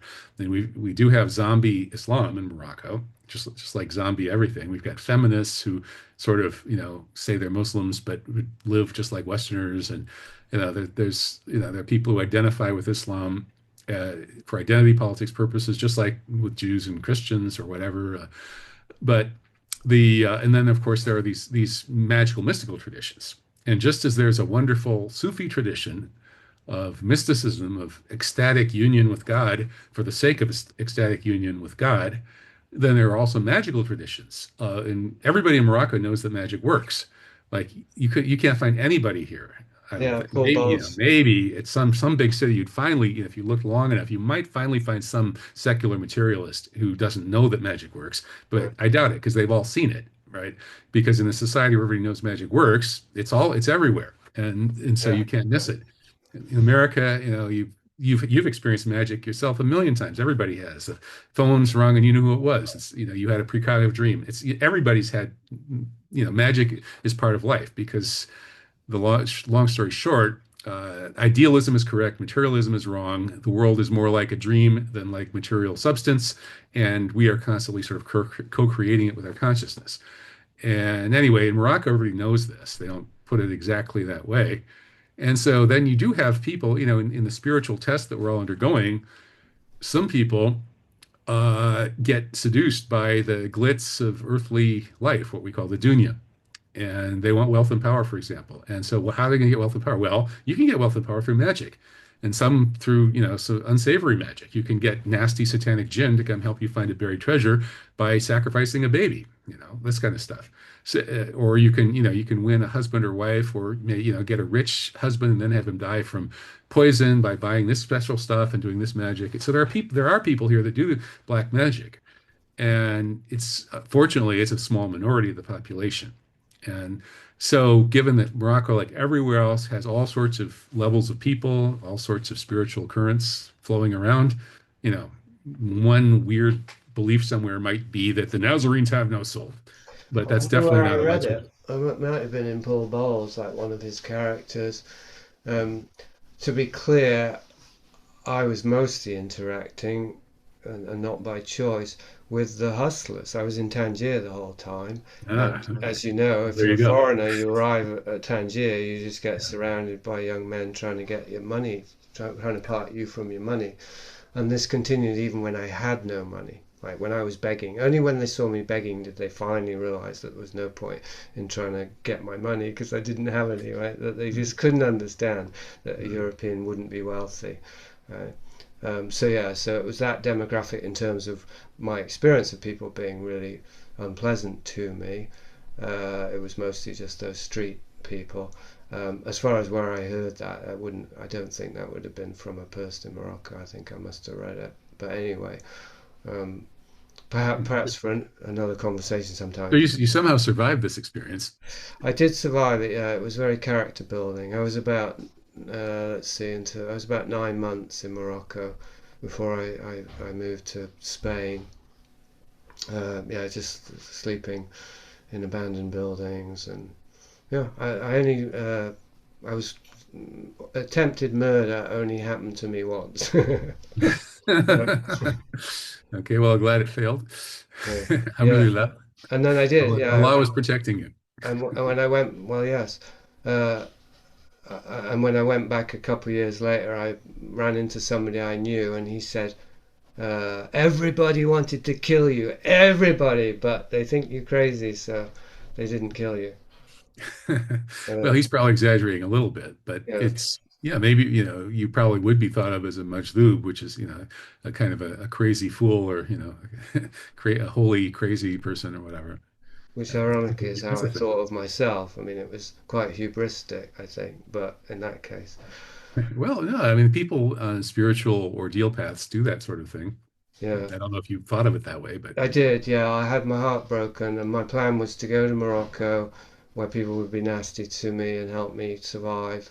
But then eventually get to the Sahara Desert, take all my clothes off, and just I think you were start like smoking walking. too much keef while you were reading Paul Bowles. Well, that is why I chose Morocco also, as I thought even if I can't get food to eat, I'll always be able to get high, Mm. which was true, of Well, course. you should see the cannabis fields now.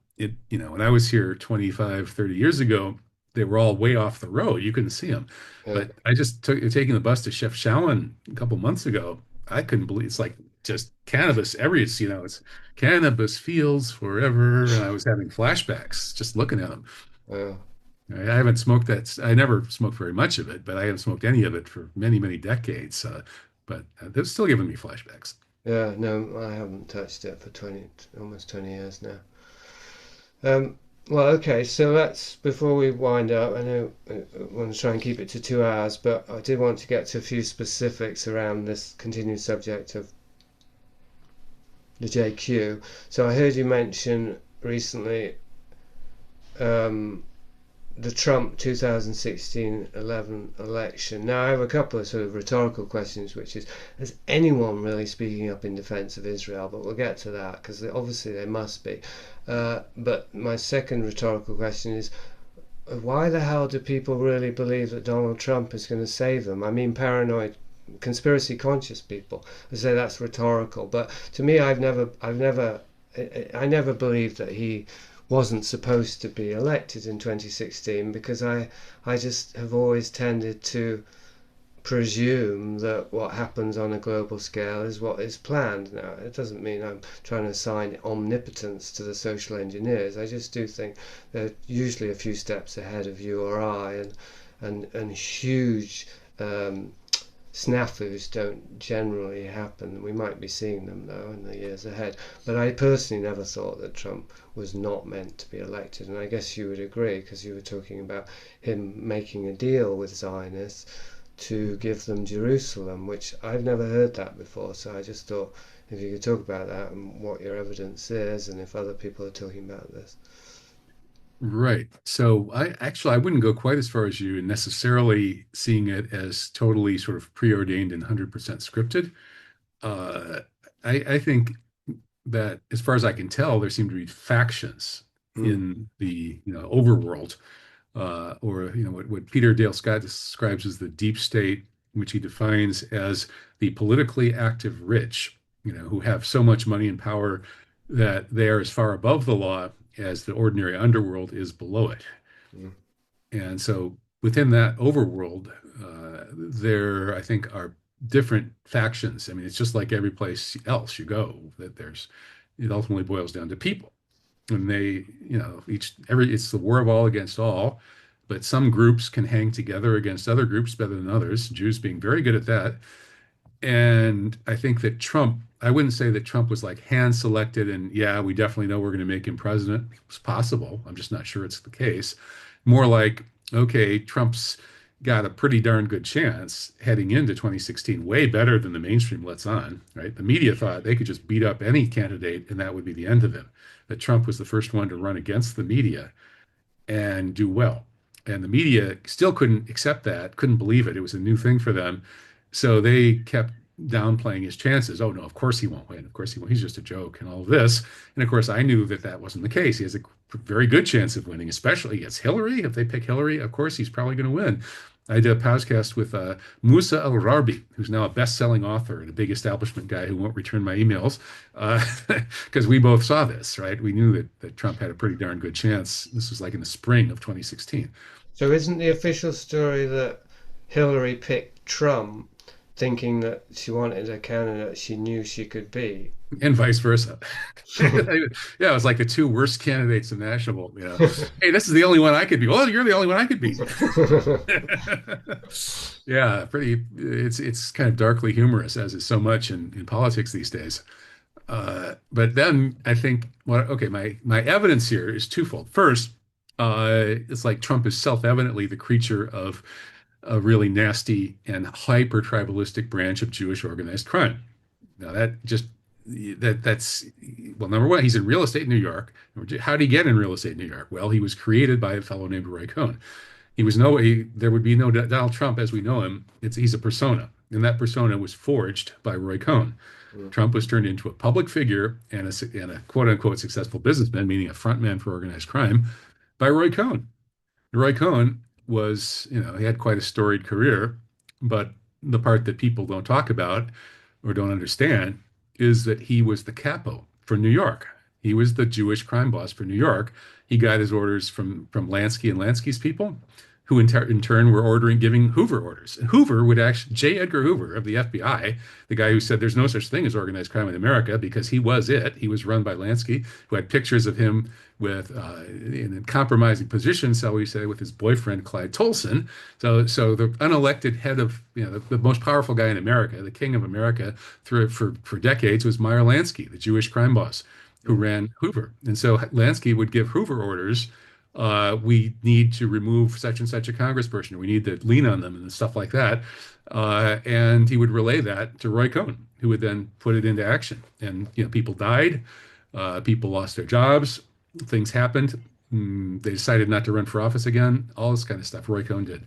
And Roy Cohn had orgies. He hosted these orgies featuring probably very grotesque forms of child abuse, certainly featuring very young boys, which was his thing, in which people like J. Edgar Hoover participated, and pictures were taken. What is the Anyway, source on this? I'm curious. What's the source on this, or what sources? the sources on all this, there's a long list of them, but to get this picture, like one place to start would be the biography of Hoover by British biographer Anthony, what's his name? It's been years. But anyway, there's a Uh-huh. British biographer named Anthony who wrote the salacious biography of Hoover way back, the first one that got into some of this stuff. There's a book on Roy Cohn that goes into a lot of it. Um, and a lot of it can be found on the internet if you work at it. Although these days Google won't serve you very well because it's Yeah. all hidden for the mainstream search engines. Try some Yandex and keep looking and so on. Try AI and ask AI for sources and all this kind of stuff. But for Meyer Lansky, there are biographies on Lansky out there, which you might read between the lines a little bit. And then finally, the one guy that you really need to read to get a grasp of the power of Jewish organized crime in America. Well, two guys, I guess. For the short version, read Ron Unz's essay, "The Power of Organized Crime in America," which details how Jewish organized crime out of Chicago uh, took over California during World War II, and indeed created American concentration camps. Quite ironic. Yes, the American Jews created the concentration camps I thought it that was were for Lord. Japanese, I so that thought the it was Jewish Lord. mafia could steal their property. So, Just one example of Jews dispossessing and stealing people's property as sorry, it's been going on for just because millennia. I happen to have a factoid, I have to test it. I always heard it was Lord Kitchener in the British Empire in India that invented the concentration camp. Oh yeah, no, I didn't. They didn't invent the concentration camp, right? The first ones were for the Boers in South Africa. That's what one version of it. Right. But in America, during World War II, there were concentration camps in America. They were created by Jews for the express purpose of, for no particular strategic reason, rounding up all the Japanese people in California who had extremely valuable agricultural land and stealing all their land. And that's what Right. the Jews, meaning the Jewish organized crime ring that moved from Chicago to California in World War II, did. And that's detailed in Unz's article, among other interesting details. But then, so that's the short version. And then the long version about organized crime in America would be the collected works of Michael Collins Piper.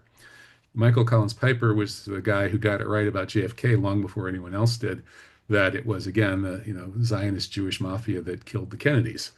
And Piper, to get that, he himself read through a huge reading list of books on organized crime in America.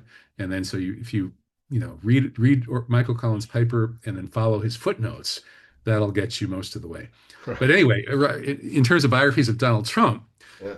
Donald Trump, everybody admits, you can just Google it or whatever, or read the Trump book or whatever, that Trump was created by Roy Cohn.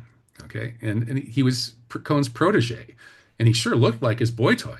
You know, Cohn would walk her, went all over New York with this spiffily dressed Trump, looking, and Trump was like 20 or whatever. And, Cohn would have been a lot older than that, and super powerful, again, as I said, the capo of New York. And so Cohn made Trump his protege. Uh, Whether there was a sexual aspect of that relationship, I'm told there was, from my ex-CIA friend Gordon Duff, who says he knows this stuff. He says Trump is quite flaming in having done a lot of homosexual activity, probably at Cohn's notorious parties, et cetera, et cetera, et cetera. So Cohn, taught Trump also, among other things, he forged Trump's public persona, taught him how to project the way Trump projects, how to talk the way Trump talks, and he also taught him how to get out of jail free by a combination of just being, extreme chutzpah, right? Like, Cohn was like caught red-handed a million times doing a million illegal things, and his utter and complete chutzpah of accusing whoever was accusing him twice as hard, plus calling on his organized crime friends to apply pressure, repeatedly got him out of jail Mm. for his whole life. And so Trump has been using that method as well. And then Trump's business empire, quote unquote, what is it?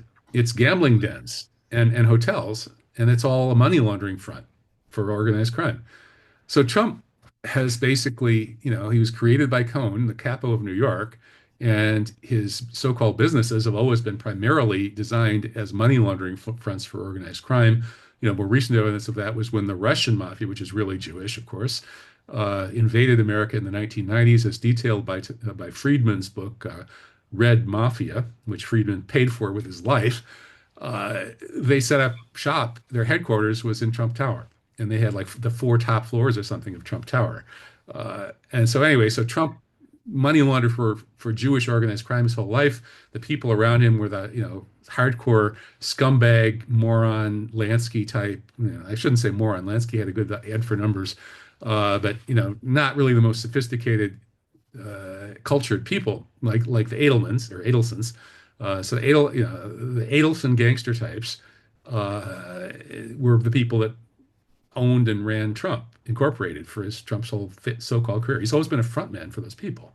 So given that the Adelsons and their gangster, ultra gangster Jewish friends, I mean, all the rich Jews are gangsters. These are just the really, extreme ones. Mm. Trump's hanging out with the extreme ones, and they own him. And so when he's put into the White House and immediately like hands, this moves the embassy to Jerusalem, strong arms the America's so-called regional allies into, basically surrendering to Israel in a humiliating fashion with the so-called Abraham Accords. All of this was in service to the most extreme imaginable ultra-Zionist agenda that no other American president could even imagine ever having done.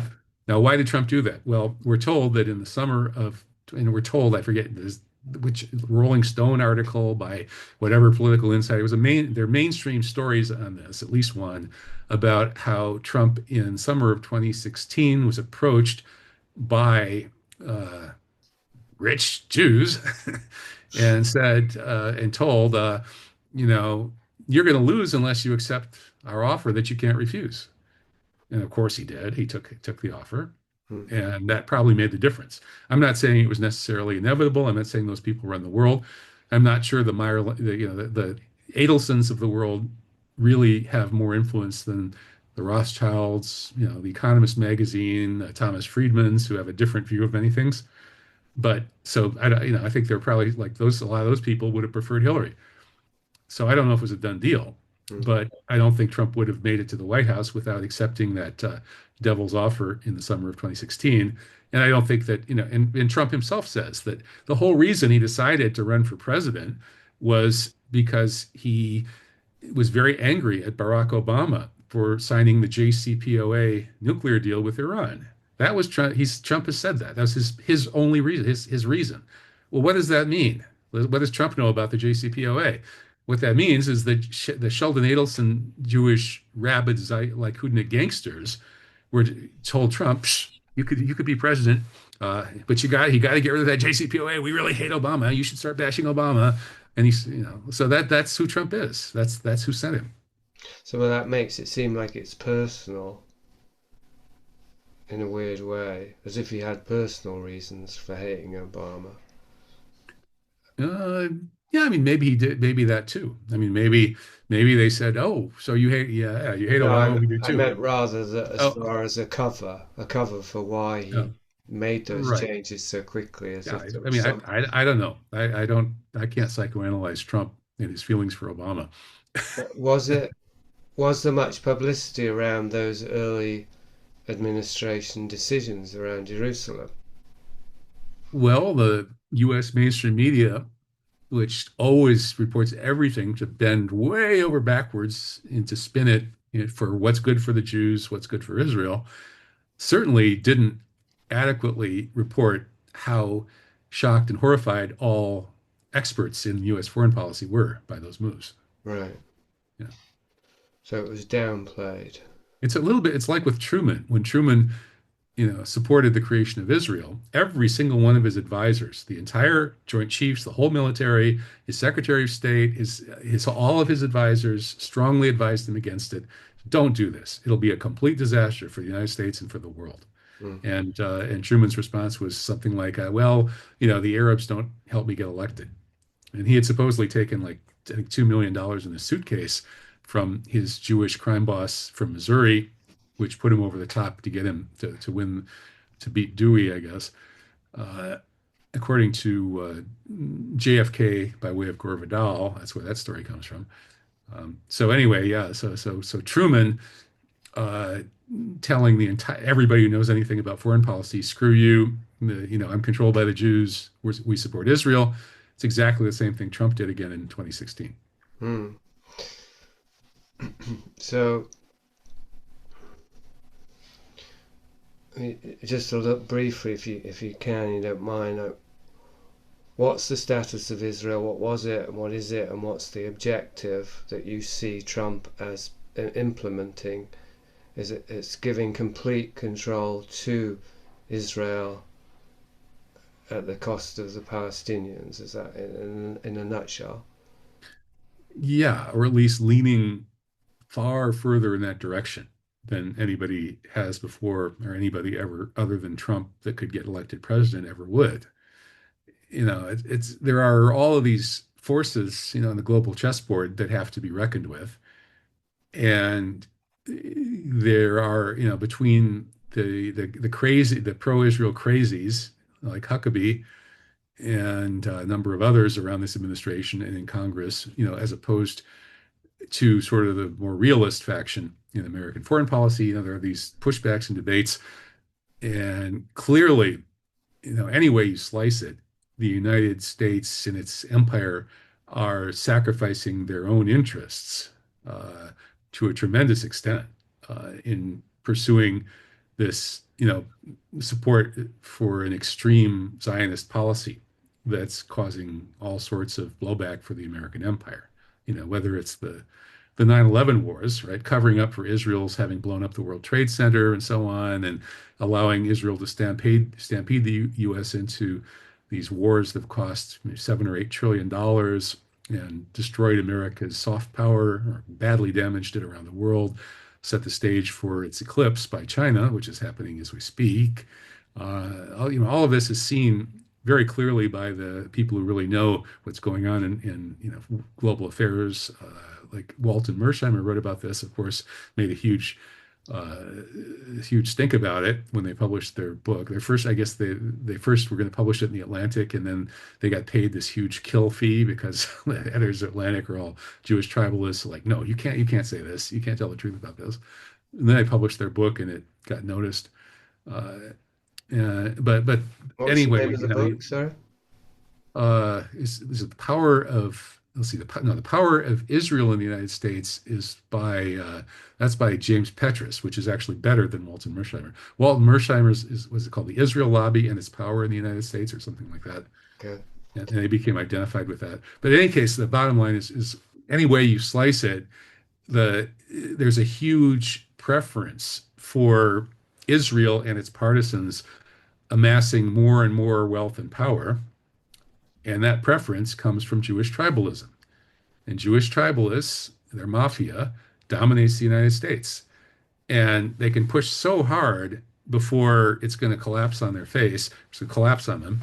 And so there are debates within that world about how far can we push. Thomas Friedman says Netanyahu pushed way too far. This is disastrous. So disastrous, as said Friedman once, that Netanyahu will go down in history as not only the worst Israeli leader ever, but the worst Jewish leader in all of Jewish history. So Friedman has a very different view of what would serve Jewish tribal interests, which is, again, Friedman has a win-win view. He wants to serve Jewish tribal interests without, he thinks you need to not screw over the Goyim too badly. Whereas Netanyahu and his people are all just like, bring on the Messiah, kill all the Goyim if we can get away with it, grab everything we can, faster, faster, faster, accelerationism. And so that's kind of the debate. And so I don't think there's like one, eye in the pyramid that's controlling it all. I think it's these different factions. And the ultra-Zionist faction is completely psychotic and probably literally inspired by malevolent satanic jinn, if not Satan himself, Audubillah. But that'd probably be another conversation to get into that. Well, yeah. Um, so, but coming back to Jerusalem then, why is it? I mean, what is going on with the fixation on Jerusalem, and what's the rationale? Because we haven't got into this, and we won't today because we won't have time, and it's such a big topic, and there's just this assumption of understanding between the two of us that essentially there is no legitimate claim to the so-called Holy Land. Even if you take the Bible as the Word of God or as a literal history, that still isn't a justification for handing it over to these people claiming to be Jews, right? So, but Jerusalem was never, there's nothing in the Bible. Jerusalem was never part of so-called Israel, which was northern Israel, I think, or Judea. It's not really in the scriptures at all until the New Testament. I mean, it's mentioned once or twice. I mean, things happen there, but it was never part of the Holy Land in the original scriptures, from what I just read. Anyway, correct me if I read it wrong. Uh, so I think it's just as one example of how the rationale and the justification for these policies since the beginning of the 20th century don't really have anything to do with scripture. They're just using scripture as a justification, as a crowbar to leverage in their agendas. Um, so somebody like Netanyahu saying that, or wanting to get Jerusalem back, quote unquote, to claim it as the center of the Holy Land in order to bring about the Messiah. I mean, what's that based on? Is there some scripture that he's supposedly referring to that the Messiah will rule in Jerusalem? Is there coherence to any of this? Well, I think that there, for a long time, there has been this messianic strain of Judaism, and that those, the people following that strain have, I think, agreed that the Jewish Messiah will be a military conqueror. Of course, that's why they rejected Jesus. And the details vary, but I think the overall picture is always that the Jewish military conqueror, conquers the world, conquers the goyim, typically, enslaves and pillages them and stuff, and establishes Jewish supremacy. So finally, the Jewish story about this would be, we've been picked on forever by all these other, goyim and stuff, and now we're, when the millennia comes, our Messiah is going to lead us to winning and ruling the world. That's the basic Jewish eschatology, and always has been. Whether it's specifically in Jerusalem and how the details are supposed to work out, I think there've been a million different interpretations. And the one I think that's the interpretations that are most driving the current events are interpretations that grow out of, like, in the last 500 plus years, even going back a little further with Maimonides, saying that what Jews do could actually affect bringing on the Messiah. Like, we could help bring on the Messiah. Before that, the orthodoxy was nothing we do could have anything to do with it. It's all in God's hands. And then Maimonides says maybe through piety and this and that, we could help create the conditions where the Messiah will come. And so that opens the door to, well, Jews can do something to bring on the Messiah and initiate the millennium. And so now you get a bunch of rabbis coming, one of them is Abarbanel. And Netanyahu's father, a Princeton professor, wrote a book on Abarbanel in which he celebrated Rabbi Abarbanel as the first, great, realist. Let's do it ourselves and invade the Holy Land and create our own, our own messianic millenarian world by, forget God, let's just do it ourselves. Mm-hmm. And the way we're going to do it, according to Abarbanel, although he didn't go all the way into this, he did stay somewhat within the traditional view that God does it, not us. But he also, well, we're going to contribute, and the way we're going to contribute to it, and God's going to then help us make it unfold, is by turning the Christians against the Muslims in a great cataclysmic war that will destroy both sides. And then we can move in and own the world and rule from the Holy Land. Whether it's Jerusalem or not, I don't really remember.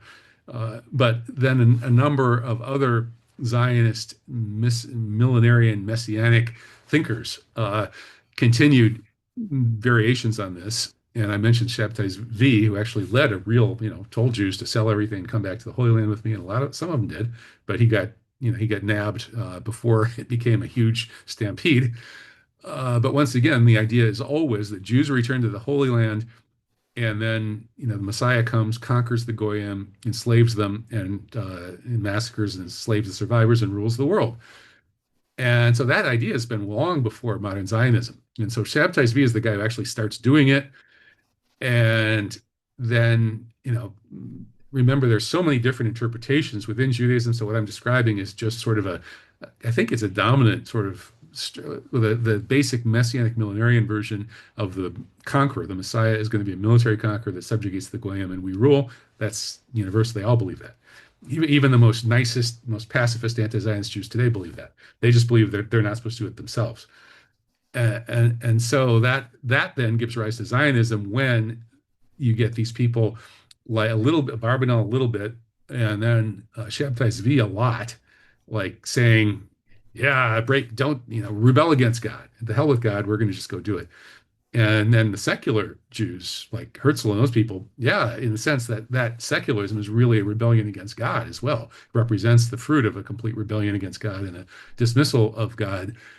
And I think today, we have this kind of re-energized Jewish millenarian messianic madness that draws on this millennial old tradition of our conqueror is going to conquer the goyim and we're going to rule the world and everything's going to be great.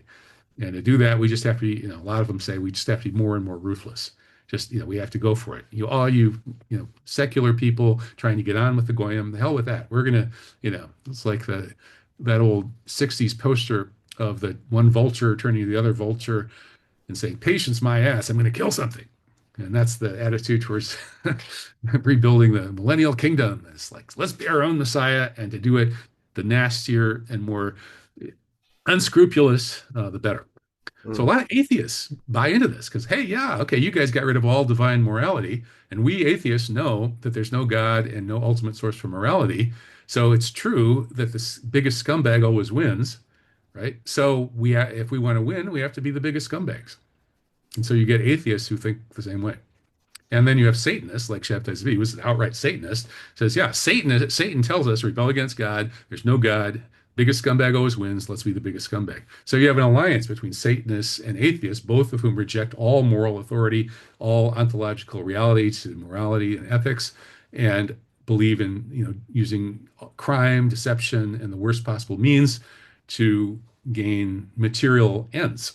And that's what Zionism is, and that represents spiritual darkness and the opposition to Zionism, which insists on morality and the ontological reality of the source of morality, of treating everyone being spiritually equal, of love thy neighbor as Jesus taught, and so on. That's the spirit force of light. And so we are, I think, getting into end times where you have the forces of darkness battling with the forces of light. And obviously, as anybody with eyes who looks at images coming out of Gaza can see, that there's really never been a more obvious, condensed force of darkness than Zionism.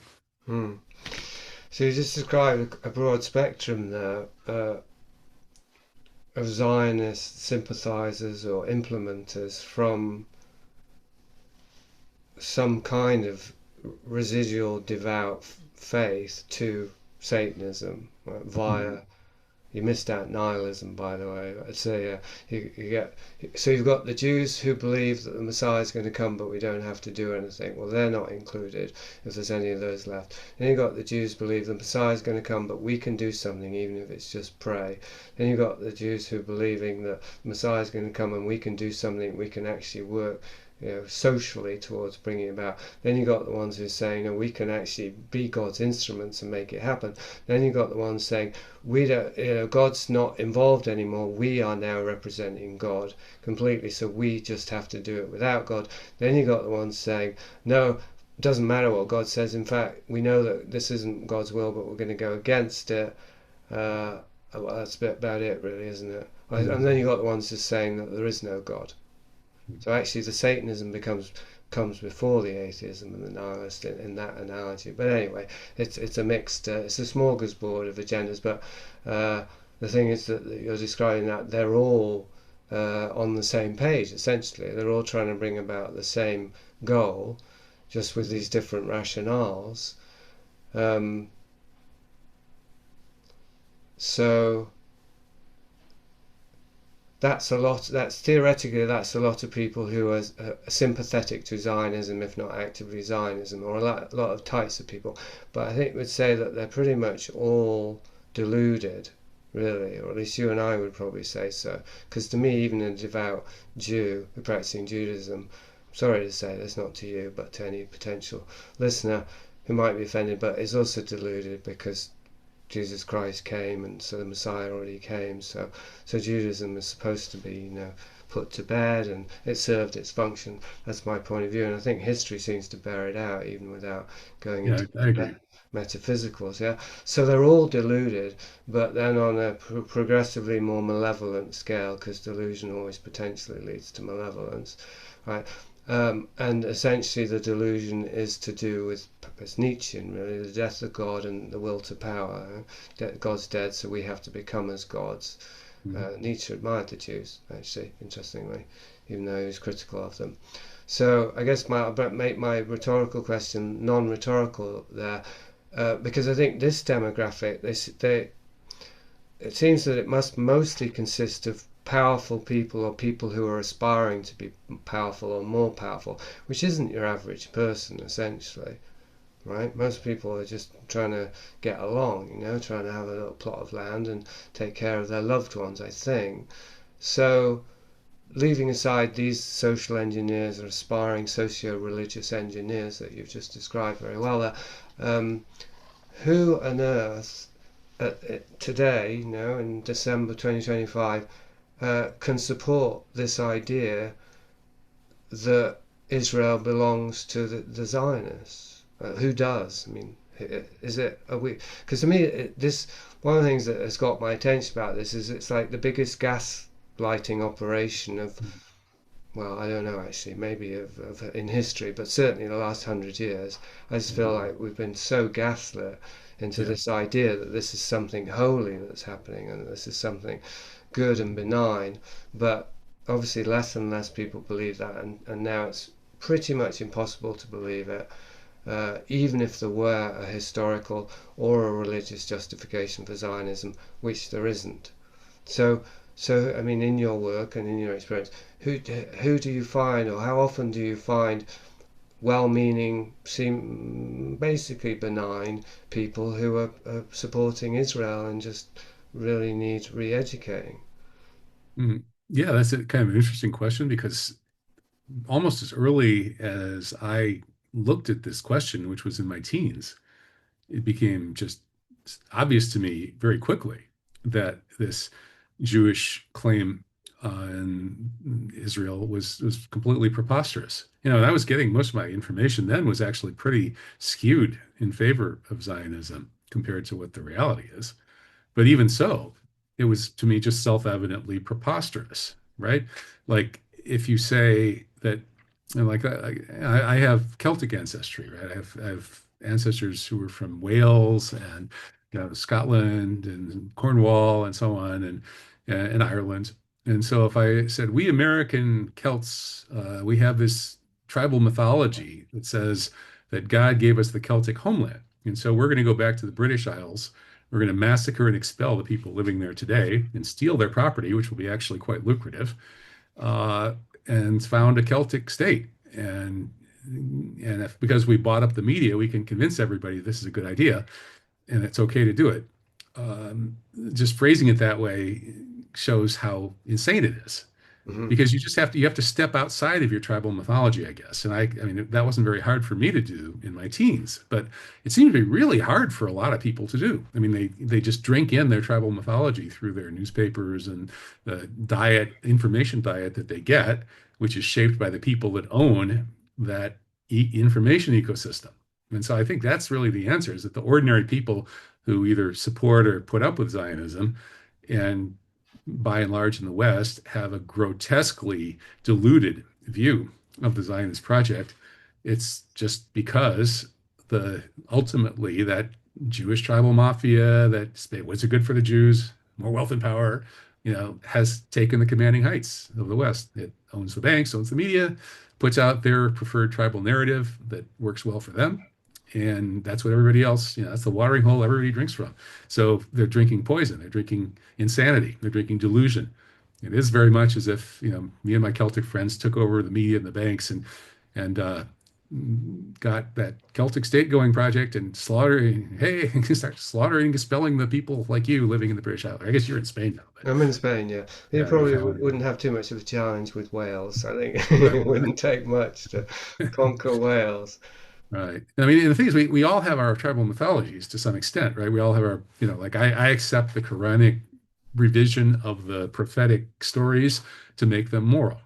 To me, that works. So that's the mythology I accept. And in other ways, I would accept lots of other stories sort of provisionally. And sometimes Right. I'm taking them as entertainment, but I'm actually in some deep way being affected by So them. that Yeah, So we all this do. is we are back to the beginning of our conversation really, because it's because the Old Testament Hebrew Bible is foundational to Western culture. So it's got power over all of us. That mythology, regardless of whether we identify with Jews or not, Mhm. or even sympathise, it's got in our the roots of our culture. Right. And so I think it needs to be revised through Christianity or Islam. So I think people, if you want to preserve Western culture, you should be a Christian or a Muslim. And Muslim Islam is better because it's better preserved, it's more accurate, it's lacks the um, what do we call it? Mystifying, effects of like the Trinity and so on and so forth. I think most of the good stuff from Christianity is still there in Islam. But if you want to say not all of it, and I like something I've got in Christianity that's not there in Islam, that's okay. God bless you. Ultimately, only God knows. But yeah, I think Western culture, these people are trying to revive the West through paganism. No, they're just more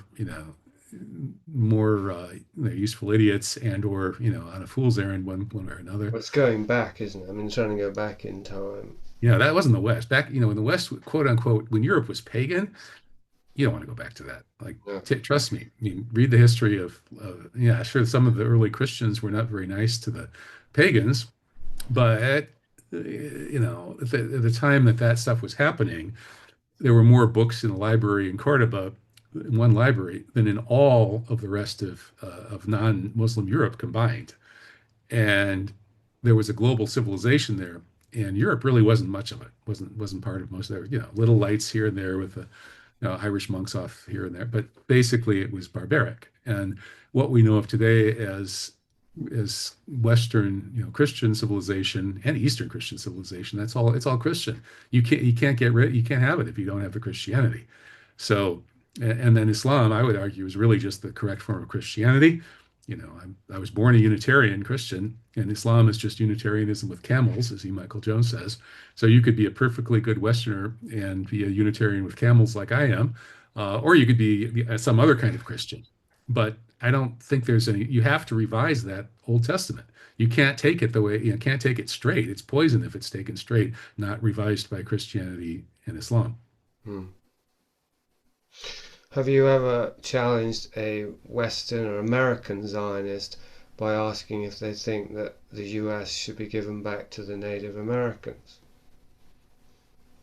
Have I been shell? Yes, yes, I've heard that expressed. I've heard that metaphor used by both sides, actually. There's Both sides. the Oh, Palestinians who said, "We are not the Red Indians. You can't do to us what they did to the Indians." Uh, but that's I think a misleading comparison. It's so broad uh, that it misses the historical specifics. Like what happened to the Native Americans, of course, was quite hideous. Vast majority were killed by diseases from the old world that they hadn't evolved for. Uh, and at this point, the notion that the right thing to do in light of history would be like for all well, non-Native American peoples based on some genetic test to leave or something like that, or whatever else you would say, or give them special privileges so they can run casinos. Yeah, we do that already. exactly. Like what does that mean? It means it's ridiculous. It's not Well, it's that not well, that was it's my not point. reality-based discourse. That was my Whereas with point. Palestine, there is the only reality-based discourse is like South Africa. If you can live with your neighbors, stay. And, No, I and think you flipped it. What I was saying is that the rationale of Zionism would seem to be equivalent to saying, and it's much more clear cut with the Native Americans, that we should give the US back to the Native Americans based on right, the right. But I'm rationale of saying, Zionism because it's more clear cut. oh, I see what you're saying. Yeah. Clearly, they did live there before Oh, the colonists right. came along. I see. Clearly, they have a strong tie to the land, etc., etc. But it's never no one would take that idea seriously. I mean, you'd have to be super New Age sentimentalist to take it Well, seriously. that would actually make more sense in the sense that Exactly. it was dominated by Native Americans much later than than Palestine was dominated by Jews. That's for sure. But yeah, this idea of giving some stretch of land, quote unquote, back to somebody who says that their mythology says that their ancestors used to live there Yeah. thousands of years ago. It's completely insane. The idea that a land belongs to a people. Uh, And in, that gives you in, an excuse to go murder people and yeah. steal their stuff, steal their property, get Because rich. anybody could say that about just about anywhere. I mean, things have been moving around so much, peoples have been moving around. Um, but the Hebrews never really uh, had the land to begin with. I mean, they clearly didn't come from that land because that's the whole point. They were promised it. So in order to take it, they had to colonize, so they had to kill everybody there, which apparently is historically false. Anyway, they did co-inhabit with the Canaanites and so on, and then they moved basically, right? And now suddenly they want it back as if it was And it's not even the same people. The and ideology. it's not even the same people, yeah. So sorry, I mean going over ground that you and I both know, but I'm sort of imagining maybe I have a listener here and there who somehow thinks that there's a basis for Zionism, which was essentially my question. If you meet these people and you have conversations with them, how hard or easy is it to break the spell? I haven't really had very many opportunities to have conversations with Zionists. Not so much that I don't want to, it's that in most cases they don't want to. I've had like, I think there were, what was that guy's name? There's a fairly well-known conservative podcaster, Jewish Zionist guy that I was on his show. Oh, when was that? A year and a half ago. I can't remember his name right now, but uh, it was a frustrating experience because it really sort of felt like I was listening to this sort of incoherent babble, with it's all just like, oh, whatever is good for the Jews is the words that's going to come flowing out of my mouth. This business of Jews having the higher verbal IQ than the IQ seems, sometimes actually seems to come into play here, where there's this voluble flow of babble, but there's no actual, answering any arguments and no sort of framing things objectively. The ability to step outside of the tribal mythology and self-interest and see the reality is just not there with people like that. And so, in terms of reasonable Zionists, and that's probably an oxymoron, but maybe there are some somewhere. I guess there are probably some people who would say, "Yeah, you're right. I mean, this whole thing's ridiculous." But I mean, all of the all nations are invented communities, or Benedict Anderson, what do you call them? Fictitious communities or whatever. And so, no nation really has any basis anyway. And yeah, you're right that this is a kind of extreme example, but they're all there now. So there's all these Jewish people speaking Hebrew that they revived in Palestine, and some have been there for generations. And so, we shouldn't really try to force them out. That they just were born somewhere within their own mythology, just like everybody else was, and part of a bad historical project, but that's not really their fault. And so we should try to come up with some solution that doesn't involve using force, which is going to cause a lot of suffering, to push those people out, even though, yeah, as a group they stole and they murdered people to steal what wasn't theirs. But the best way to deal with that isn't necessarily to kill them and steal it back, but rather to come to some modus vivendi that would allow for some kind of officially recognized Jewish presence there or whatever. I suppose that's the best I can imagine what a reasonable Zionist would sound like. But I haven't really They encountered. wouldn't be considered a Zionist probably by other They Zionists. probably wouldn't, because yeah, Considered, to be a Zionist, you have to like, oh, yeah. Israel, God gave it to us. Jews, get those damn Arabs out of there or whatever. Yeah, it's like you have to be an idiot to be a Zionist, it seems like. I think you have to be ideologically possessed, and maybe, as you have implied in this conversation, literally possessed to some extent. And I think, based on something I heard you say recently as well, that a lot of Israelis are trying to move to Portugal, which is uncomfortably close to where I am. But anyway, that if things continue the way that it's going, they are. a lot of Israel's and probably Israelis, the more decent among them, won't want to live there anymore. That's the good part for you guys, and for even here in Morocco, maybe we'll get some, Moroccan Jews who were brutally misled and shanghaied into being sent off to Israel by the early European Zionists. And they're a pretty big population there, as I understand. 40% of the population is Moroccan origin. Maybe they'll come back here.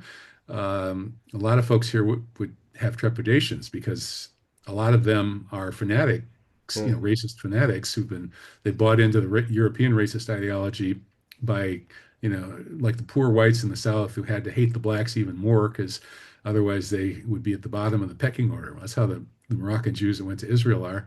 They hate the Arabs even though they're Arabs, right? The Arabic is their language. They're Jewish Arabs, but they get sent to, the Zionists finagled them into going to Israel yeah. and told them that you're the chosen people and you're better than those damn Arabs. So they now hate the Arabs more than anybody. But So wouldn't those they? people come back to Morocco like, whoa, that could be a problem.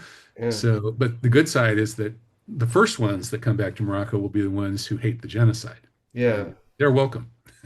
yeah. Well, that reminds me of another fact that I was surprised to learn, which is that at the time Zionism was becoming an effective movement, and even after the creation of the State of Israel, many, if not most, Jews didn't want to relocate to Israel. Why would they, in fact? But they were largely forced to, at least because they couldn't go anywhere else, but probably even by other means, I think. And certainly, I mean, it goes without saying, I think that without World War II and the uh, things that were happening to Jews in Europe, there's no way that very many Jews would have wanted to move to Israel in the first place, right? So it seems Right. as though the first generations of Israelis were unwilling, really. Well, yeah, that's always been a problem for the Zionist movement from the get-go, trying to convince people to do this, which most people haven't wanted to.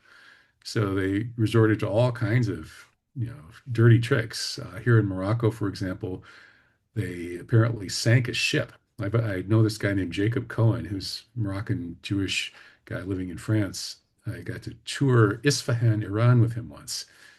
Enjoyed his company. Jacob Cohen, I believe, wrote a book. It's part of his book is about that the Zionists in 1960-ish wanted Moroccan Jews sent to Israel, and they did a lot of things. They bribed the king or bribed the Maksen, bribed the right people. They stirred up anti-Jewish sentiment among people living near Jews to try to create friction that would make the Jews more willing to leave. And then they even sank a ship and killed, I forget how many hundred, whatever, Moroccan Jews on their way to Israel as a publicity stunt. So then they could put out this huge appeal, give us money so we can move poor Moroccan Jews like these people who just sank in the ship to Israel and save them and give them a mission in life, and this sort of nonsense.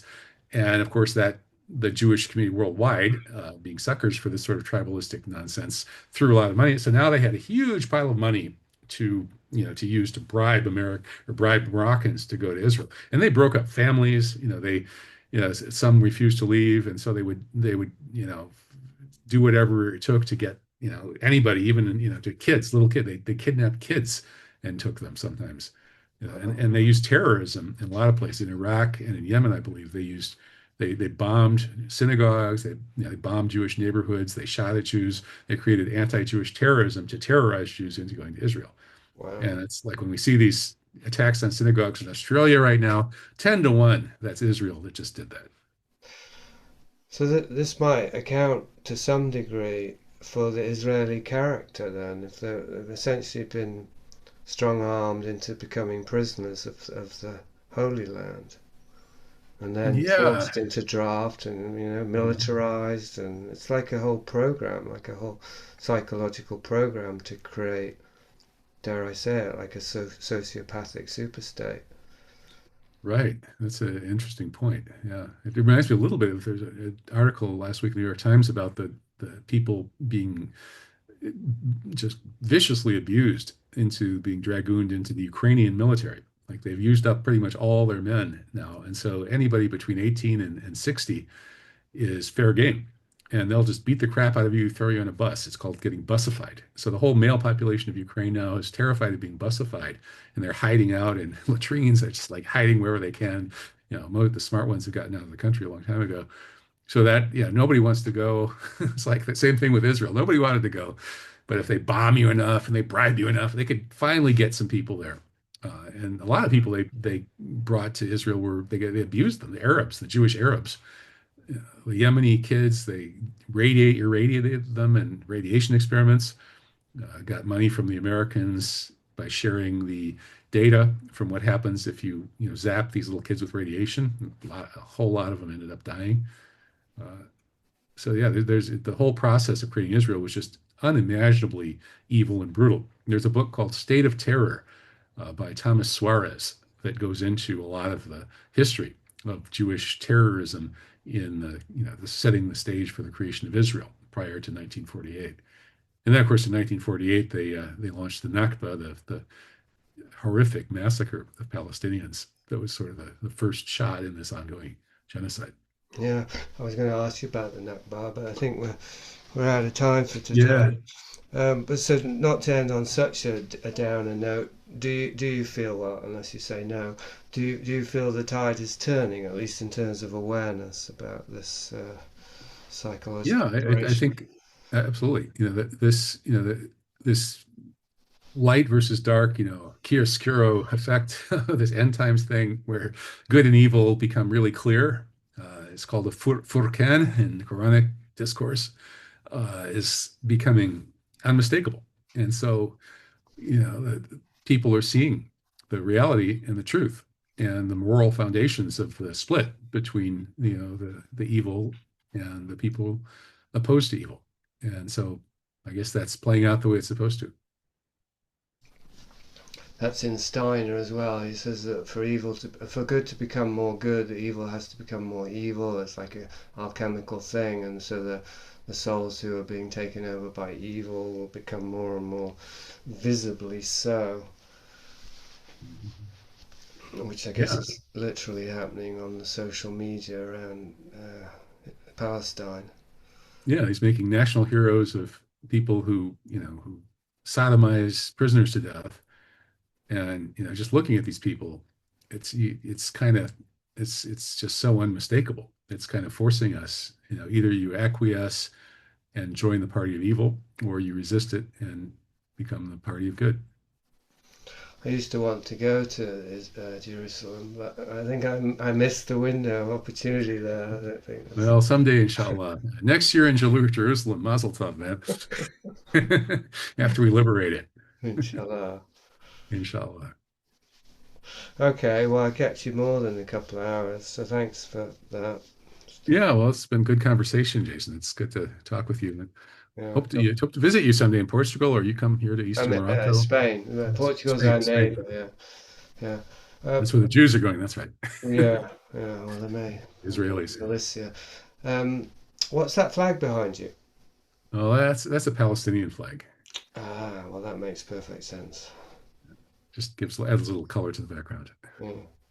All right. Well, so I put this audio on the Substack, a lot of it behind the paywall, but you'll have access. And then in a month or so, if you want to share it with the whole world, that's fine. I just like to maximize the Oh, okay. potential for paid subscribers. I might even put this on YouTube as a video, which I don't normally do, but if I think it's quite an If it's important. on YouTube, will it be Oh, free for good, good. non-subscribers or not? Yeah, it would be free, but now that I think about it, you're cancelled on YouTube, so it probably wouldn't last, but I can try. Yeah.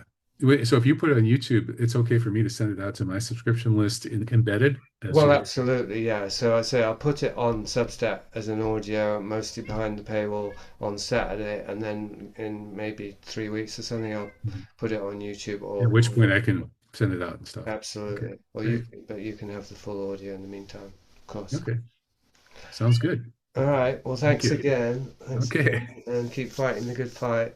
Yep. Yeah, you too. Uh, bye, Kevin.